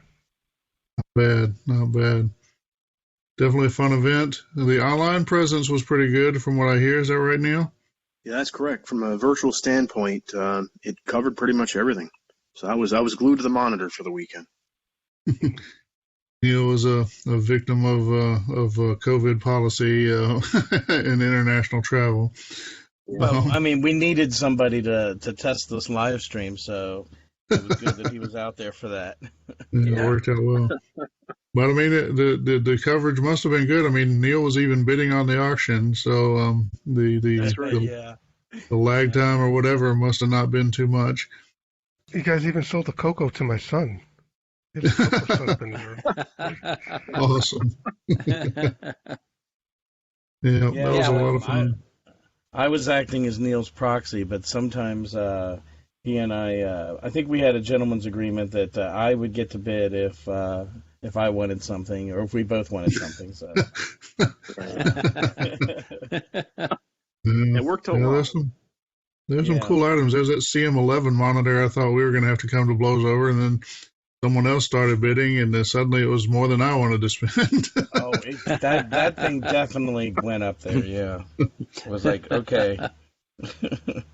Got to say, I'm impressed with the number of donations we had for the auction. It just blew me away.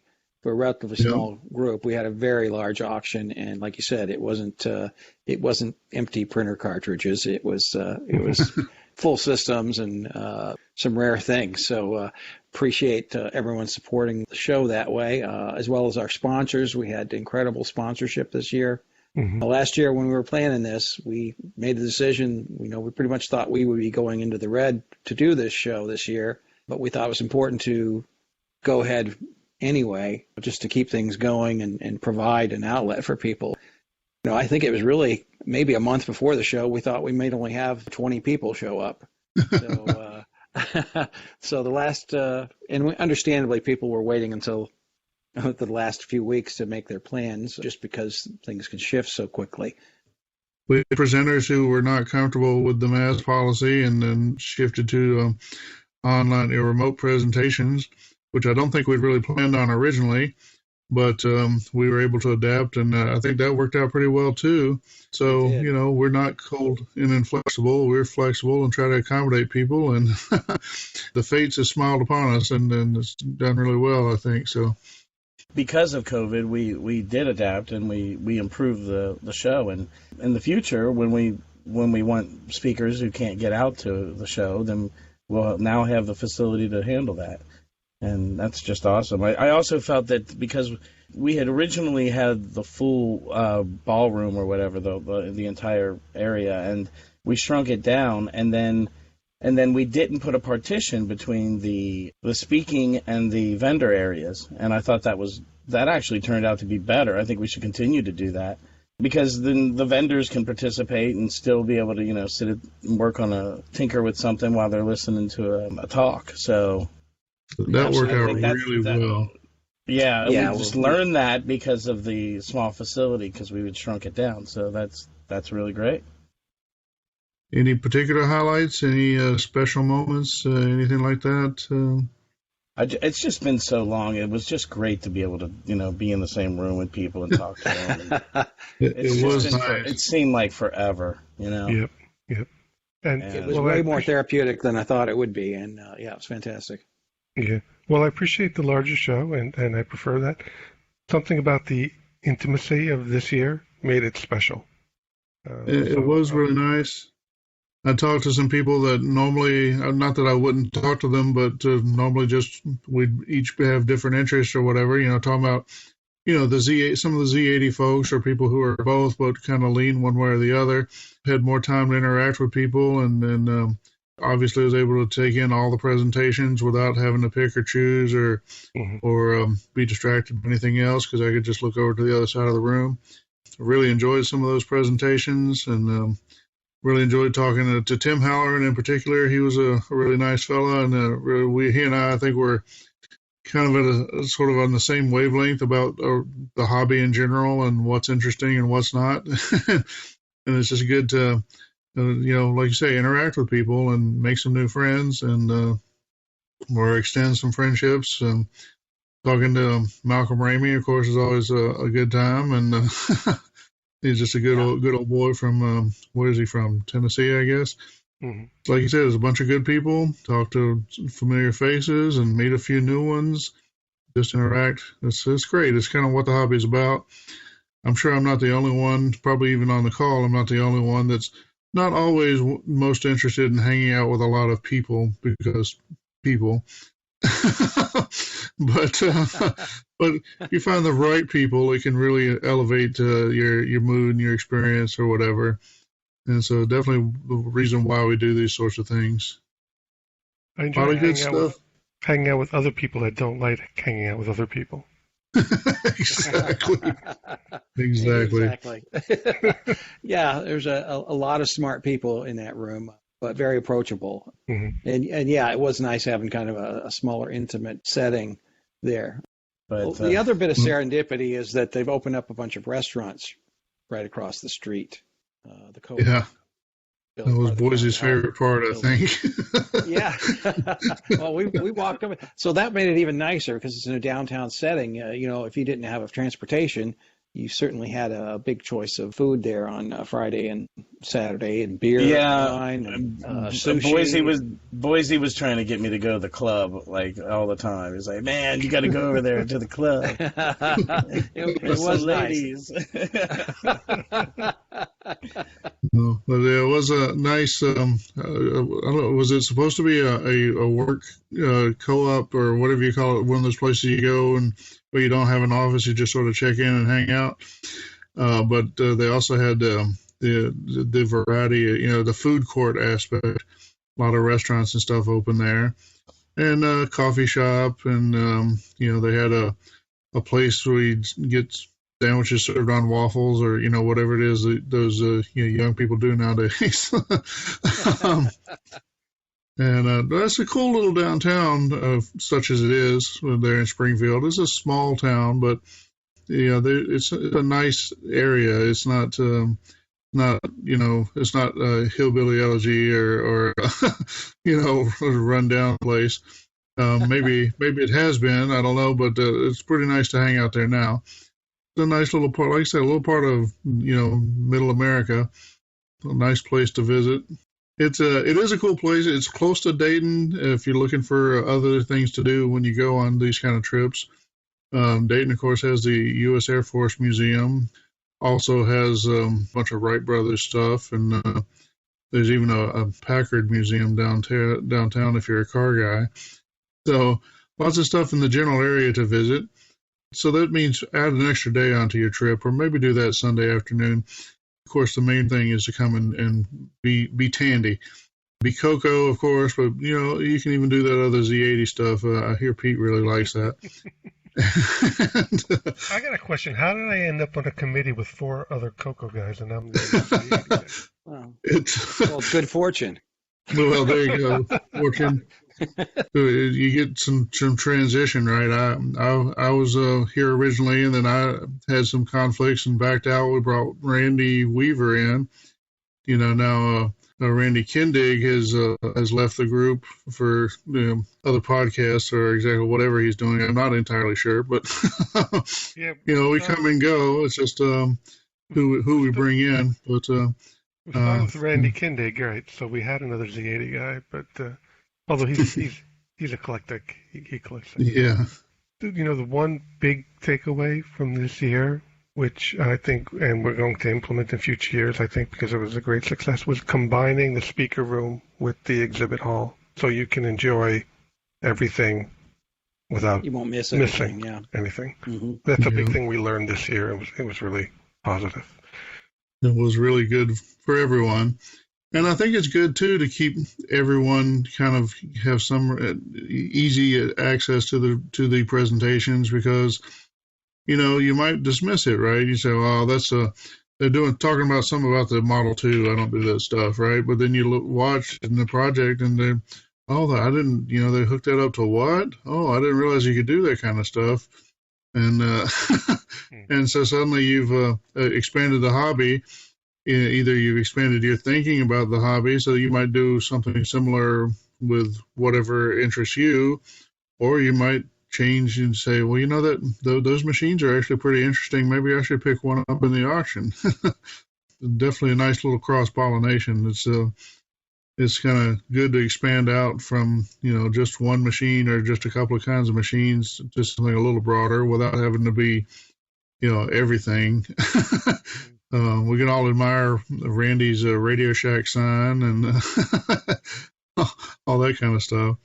Which Jim Brain's going to help me do some lighting on that thing and have it be controlled by a CoCo. No, well, awesome. Yeah, so we talked about it at the show, so that's going to be, hopefully next year we'll have that ready. That'd be cool. Cool. Yeah, that's cool. And we'll need twice the amount of power. Yeah.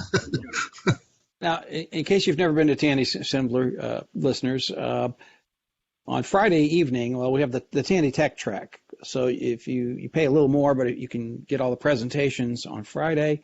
And then on Friday evening, we provide a meal for all the Tandy Tech Track attendees, as well as any exhibitors that are going to be at the show. And that has become a kind of a very enjoyable time. Yeah, food's good. Good food, and you get to sit around some big tables and get to chit chat with people that get to know new people. And because a lot of times at these shows, for meals, people break into smaller groups and disperse. But for that one night, everybody's gathered together, which is really nice. Yeah. I even got Pete to tell me a story about him trying to kill a famous American politician. That's right. Yeah. Maybe not kill. So. No, accidentally almost injure, and not kill. He didn't intend to do anything. Just meant to scare him a little bit. That's intimidating world leaders.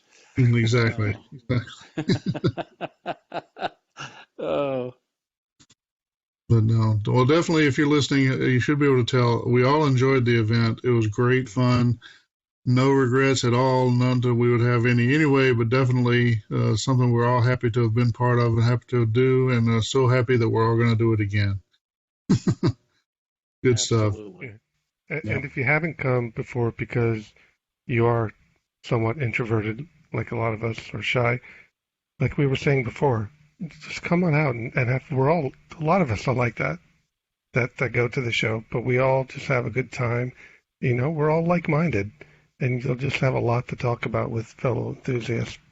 It's so much better doing it in person than through chat rooms and Facebook yuck, And none of the activities are mandatory.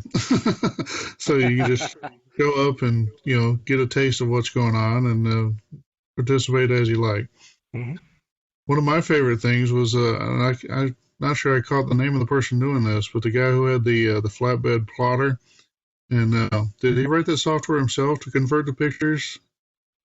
I think he customized it, definitely. Yes. Yeah. He's running software that would take pictures of people. You would give it a picture and it would draw, it looked like a sketch artist had drawn your picture. It's pretty cool stuff.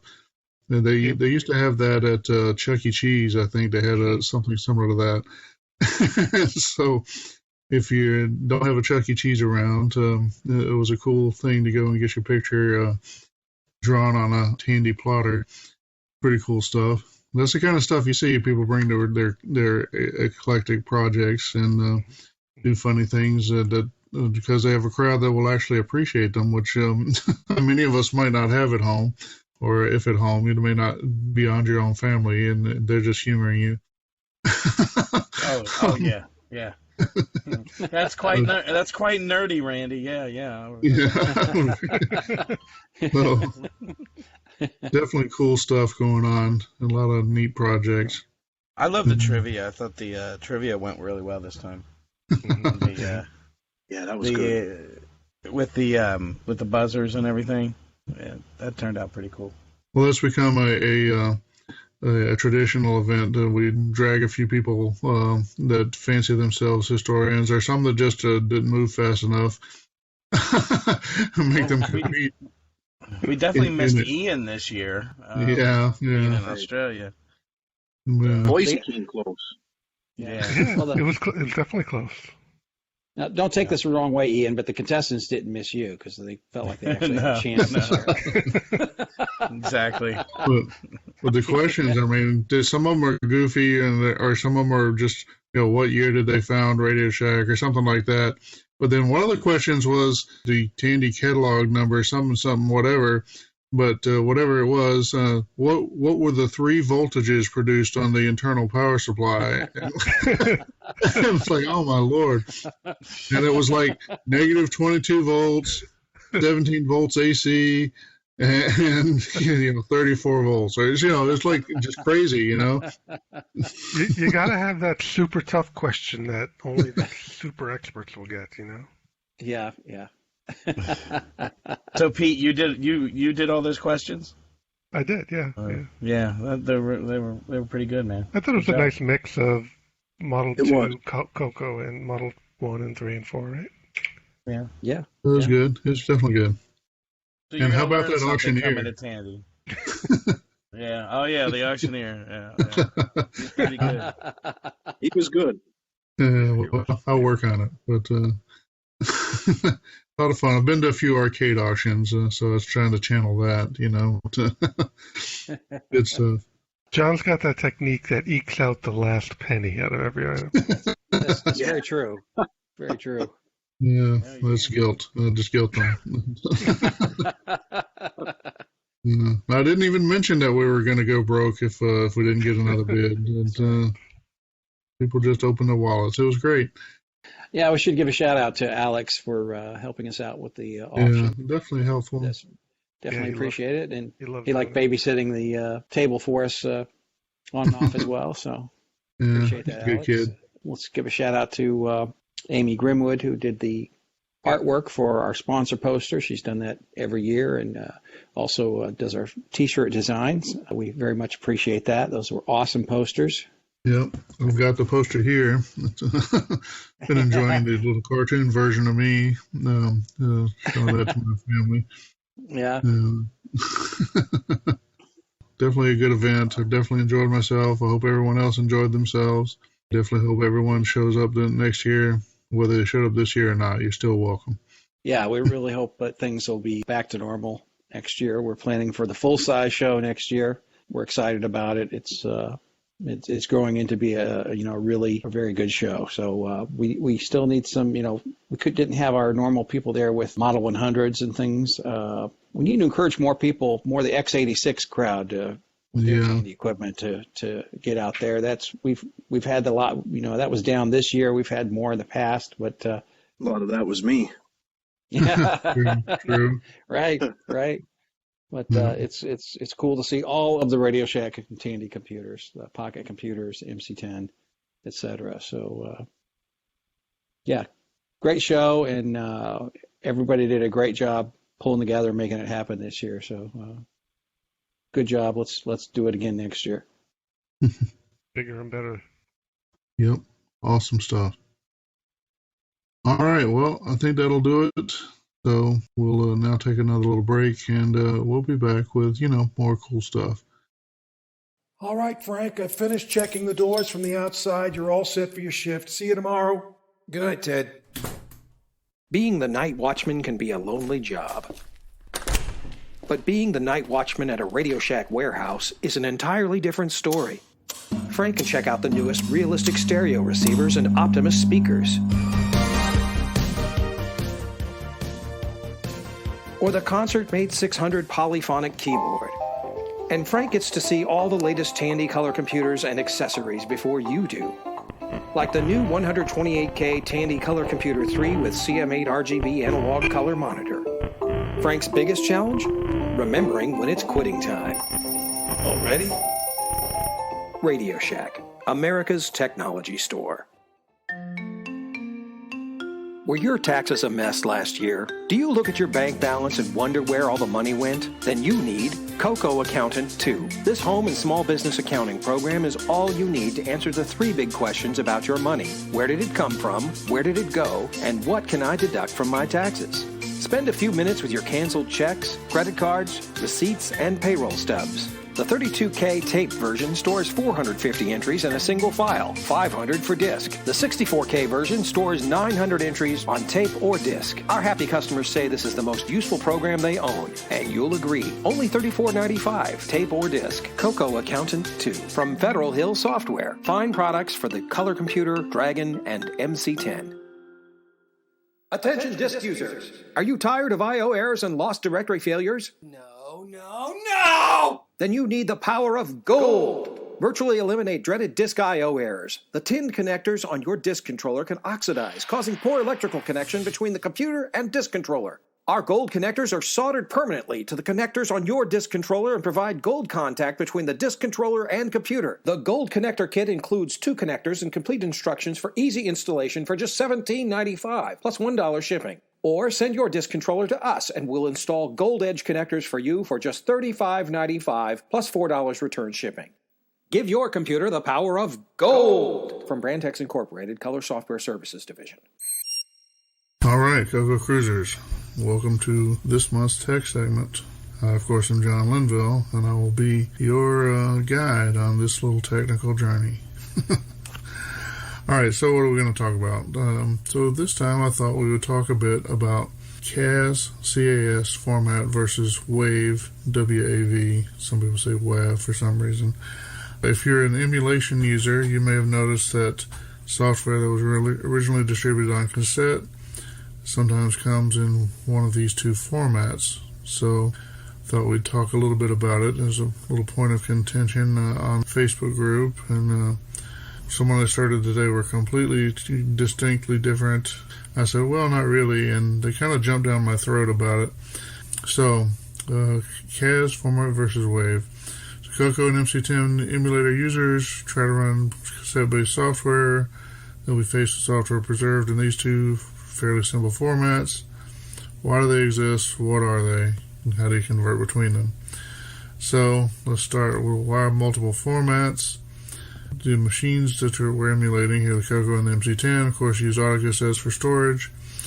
That required some translation between what was actually useful for the machines internally and then what was recorded on cassette, which, cassette, they use audio cassettes.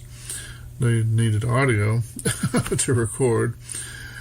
So anyway, nevertheless, both real machines and emulated ones, they already have the requisite software for doing such translation, and little else in the real world existed in the past when the emulators were first being created, or even exist now, that does the translation.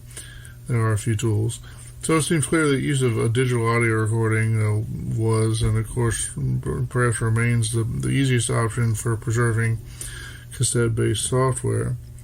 So that's the why do they exist. So what are these 2 formats?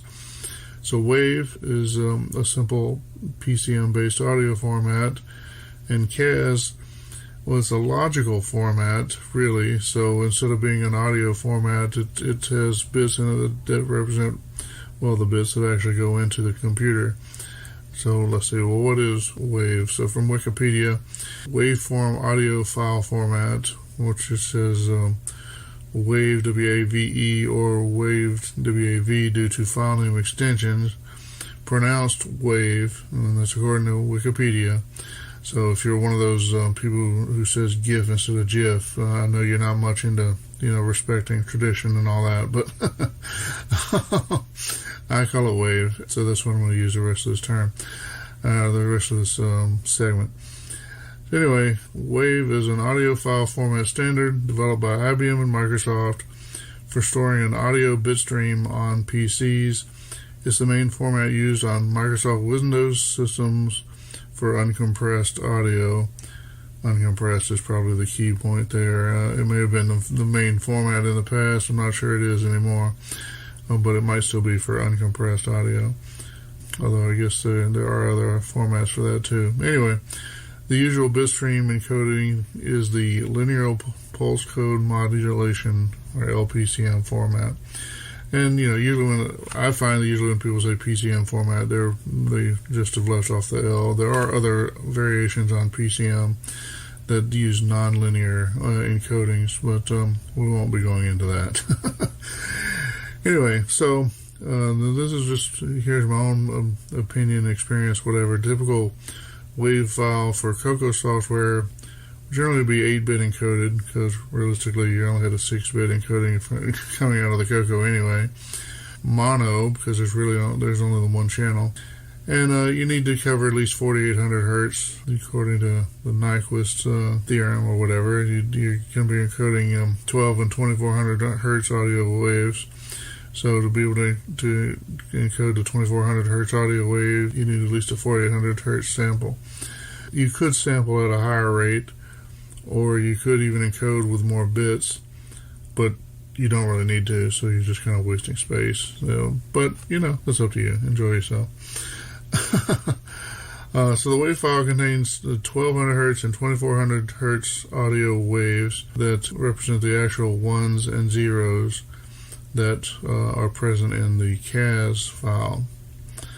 So audio is only useful to the computer as a data transmission medium, but the useful data must be encoded or decoded to or from the audio, right? So what is useful data? The useful data includes metadata like the program name, the load address and the execution address. There's a leader and some synchronization bytes in there, and some checksums and that sort of thing to make sure you're getting proper data. And of course the actual instructions and any static data that are part of the program, that's part of the useful data associated with the program. So if you're curious for more information about what's actually there or whatever, the information on the format of this data specifically defines the order in which bits are transmitted via the cassette port. That's available in the Color Computer Technical Reference Manual. I think also the MC10. So why is this useful? Why is it useful to have a CAS file representation versus just a WAV file representation? Well, generally you're going to use multiple bytes to encode an audio waveform. And since you're now talking about having multiple bytes in the WAV file representing each bit that you could have in a CAS file, the WAV format files are typically going to be a lot larger than the corresponding CAS file. So the extra storage required for WAV combines, along with the fact that you need a little extra processing to extract anything useful out of a WAV file, explains why you might just have a CAS file. And so basically a CAS file, if you're programming, for example, you want to generate a CAS file, the CAS file is pretty close to being an object file that could be output by an assembler, for example. It's just a simplified format of the WAV file. It's the same information. You could write a player that would play the CAS file as audio and just do the translation on the fly. And of course you could write something that would take in the WAV file and convert directly to CAS file. And now we're going to talk about doing that. So since these are essentially the same, it's the same information in the files, so you ought to be able to convert between them. And generally speaking, you can. There are many tools that exist to do this conversion between CAS and WAV files. There's one that's part of the MAME sources, so if you use MAME as your emulator, a lot of people are familiar with the WIMG tool that's part of MAME, but there's also a CAS tool, CASTOOL. One problem with CAS and even WAV really is there are a lot of old computers that use cassettes for storage, and so everyone just thought, hey, CAS, that'd be a great extension for my file. So it's easy to end up with a pile of CAS files that correspond to different kinds of computers. While you're acquiring CAS files, I suggest that you learn how to use, directories and put your different computers' CAS files in different directories. We might touch on this here in another minute, but because different machines all seem to use CAS as an extension, I guess the main developers said, well, we'll have a CAS tool. Or maybe they didn't even think about it and named it CAS for the same reason other people were naming their files CAS, because cassette, get it? Anyway, so the CAS tool is part of the main sources. If you're a CoCo user, I think if you're a CoCo user, you really should familiar yourselves, well, if you're a technical person doing CoCo work, you should familiarize yourself with the Toolshed project, which has a lot of useful tools for dealing with diskette images, and in this case also cassette images. So the CECB, or CECB as I pronounce it, tool, which corresponds roughly to the, there's a DECB tool, which the name is probably more natural, but you can see where DECB then leads to CECB, cassette extended color basic, get it? Anyway, there's a CECB tool that's part of the Toolshed. There are some other tools out there. There's one pretty aptly named CAS2, and that's CAS and the number 2 WAV, CAS2WAV utility, and that's out there. I think it's available on the Color Computer Archive. I've never used it, don't really know much about it, but it sounds like you feed it a CAS file and it produces a WAV file, which would be pretty useful if you already had the CAS file and you wanted to, say, load the CAS file on a real CoCo. You could do CAS to WAV and then play it through your computer speaker or whatever else. Be aware that there are going to be some tools that convert basically an entire image at a time. I would guess that CAS to WAV utility probably converts the whole image at a time, and probably makes it easier to use. You probably just say CAS to WAV and then CAS file and the WAV file, and it's probably done. If it works at all, I don't know. Your mileage may vary. There'll be other tools that want to look into the files themselves, make use of whatever useful information is there. It might force you to specify, say, the file name when copying or whatever. So essentially we'll treat the CAS or WAV file as if it's a kind of specialized version of a disk image. The CECB tool from Toolshed is kind of like that. When you copy files, or like you'll need to create a separate tape to begin with. You'll need to initialize a tape with CECB, and then you'll need to copy from one file to another and specify the file type and whether it's binary or ASCII, that sort of stuff. It's not insurmountable, but it's something else to do, a little bit more to learn. But learning is its own reward, and Toolshed definitely embraces that philosophy. Okay, so hopefully that's enough. If you need to convert from one to another, hopefully you've got enough information you can at least find a tool that'll help. There are some limitations to this sort of thing. If you're starting with an audio tape, obviously an audio tape can contain more than just 1200 hertz or 2400 hertz audio wave, tones or whatever.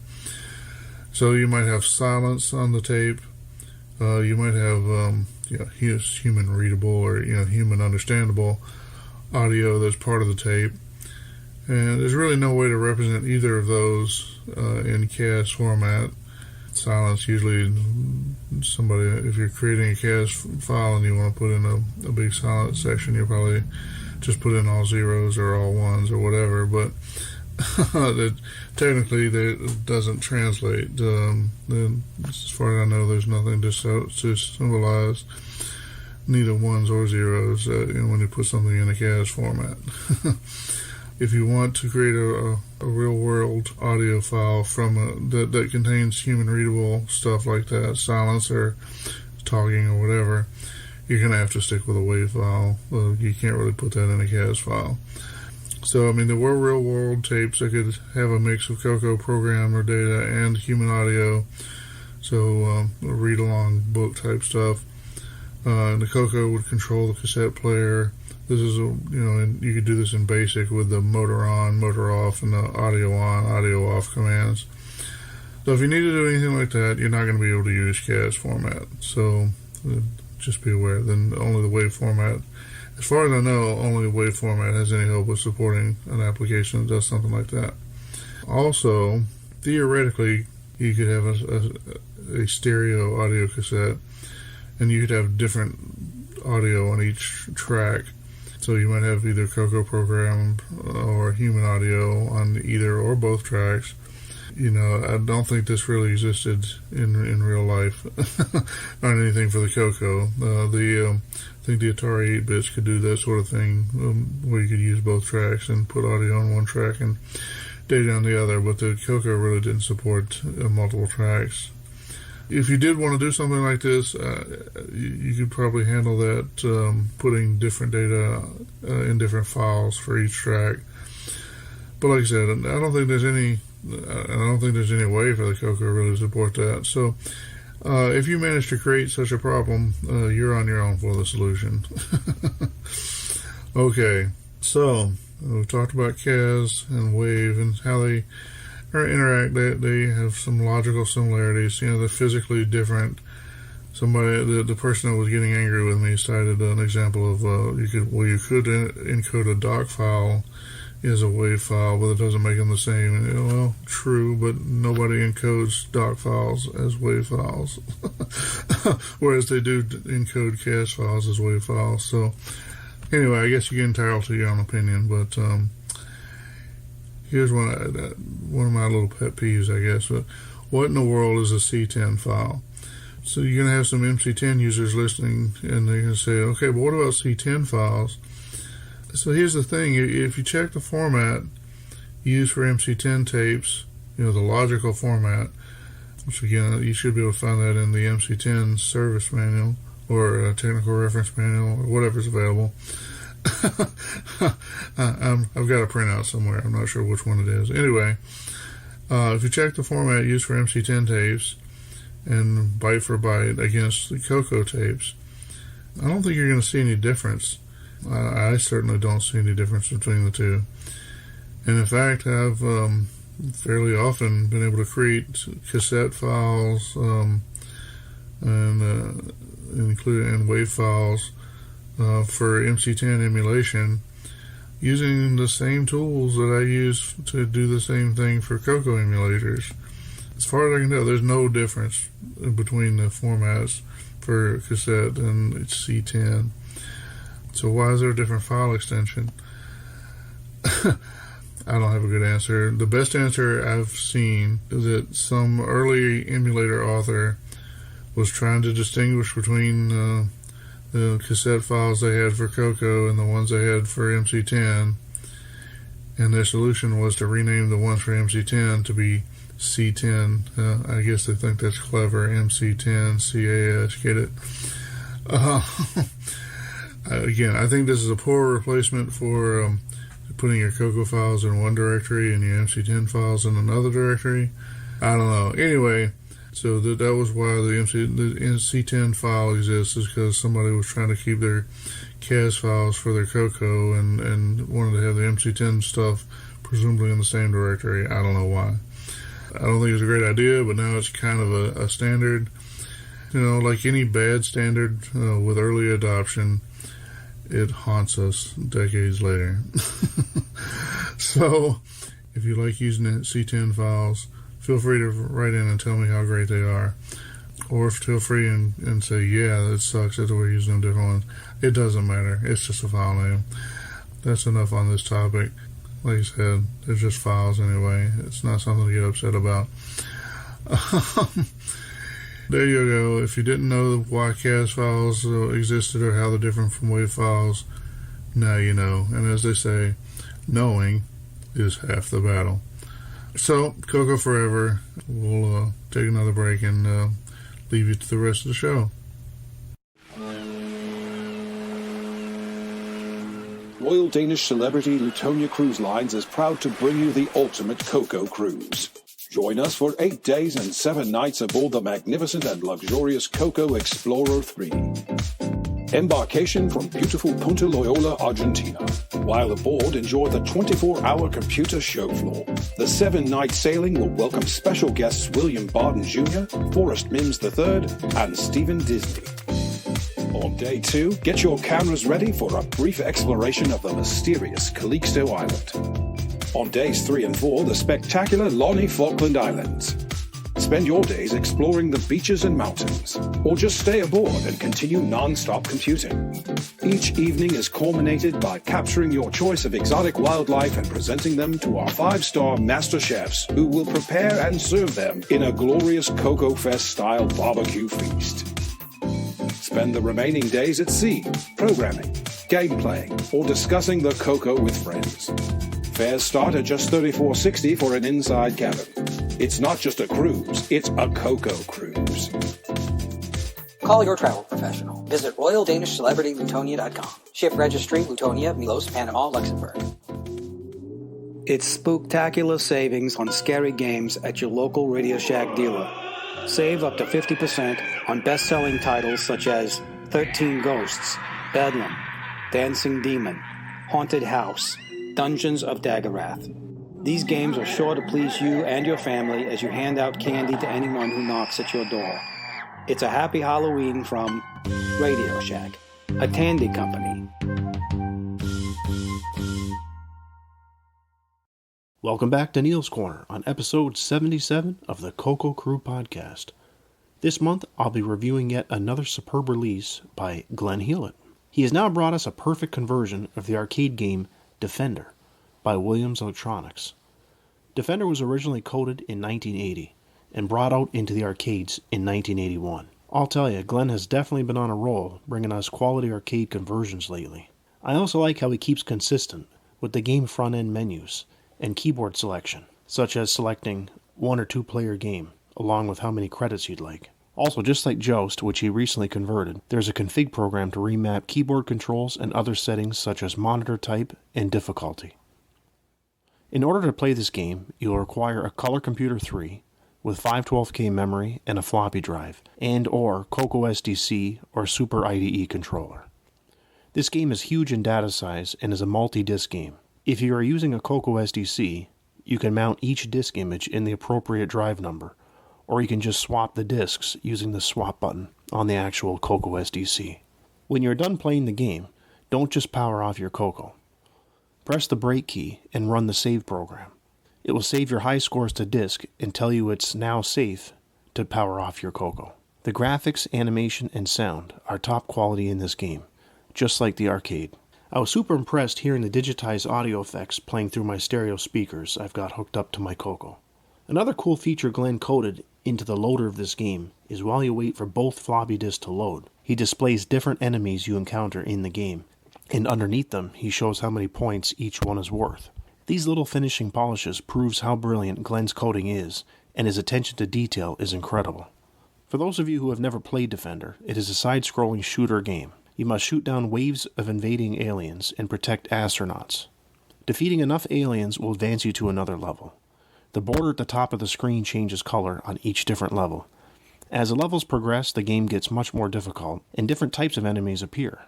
Now, if you're wondering why your Gamester joystick doesn't work, it's not broken. Please do not send it in for warranty. It's because the original arcade cabinet had more buttons versus the 2 buttons on a CoCo joystick. Looking back to the original arcade cabinet, you will see there are a plethora of controls, such as a joystick to move elevation up or down, a thrust button to move forward, a reverse button, fire button, smart bomb button, which clears all enemies on the screen, and a hyperspace button. So as you can see, there's a lot more buttons versus the 2 that are offered on the CoCo joystick. Luckily, with the config program, Glenn gives you the option to redefine the keyboard controls to your liking. Glenn, once again, you totally impressed me, showing off what our original CoCo 3 can do. First he brought us Pac-Man, followed by Joust, and now Defender. 3 amazing arcade ports right there for you to enjoy on your CoCo 3. I also hear he is in the works of converting Robotron. If you'd like to give Defender a try, and I really think you should, you can run it on your CoCo 3 or on an emulator. The game is available to download on the CoCo Archives website, or you can download it right from Glenn Hewlett's blog page. Well, there you have it. Another super high quality game for your CoCo 3. Until next month, game on and happy CoCoing.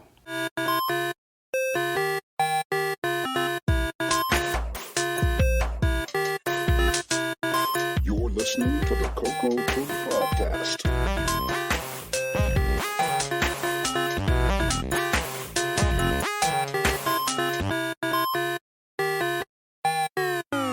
Well, we have reached the end of episode 77 of the CoCo Crew Podcast. I'd like to thank our host, John Linville, for procuring all the news articles each month and providing us with informative tech segments. Mike Rowan, for painstakingly editing the podcast and creating those fun commercials you hear. Boise Pete, our CoCo historian. He remembers it, so you don't have to. Last but not least, all of you who support and listen to us each month. We also appreciate your feedback and like hearing from you. Until next month, happy CoCoing and retro forever. It's a blast from the past. Please listen carefully. CoCo.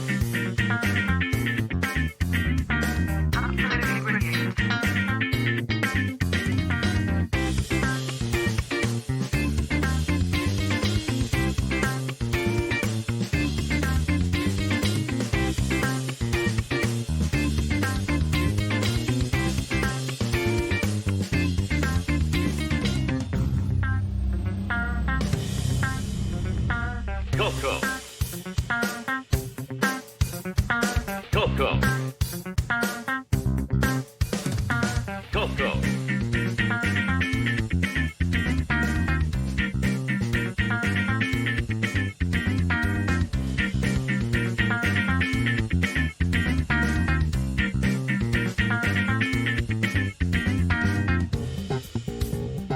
Dance like there's no tomorrow.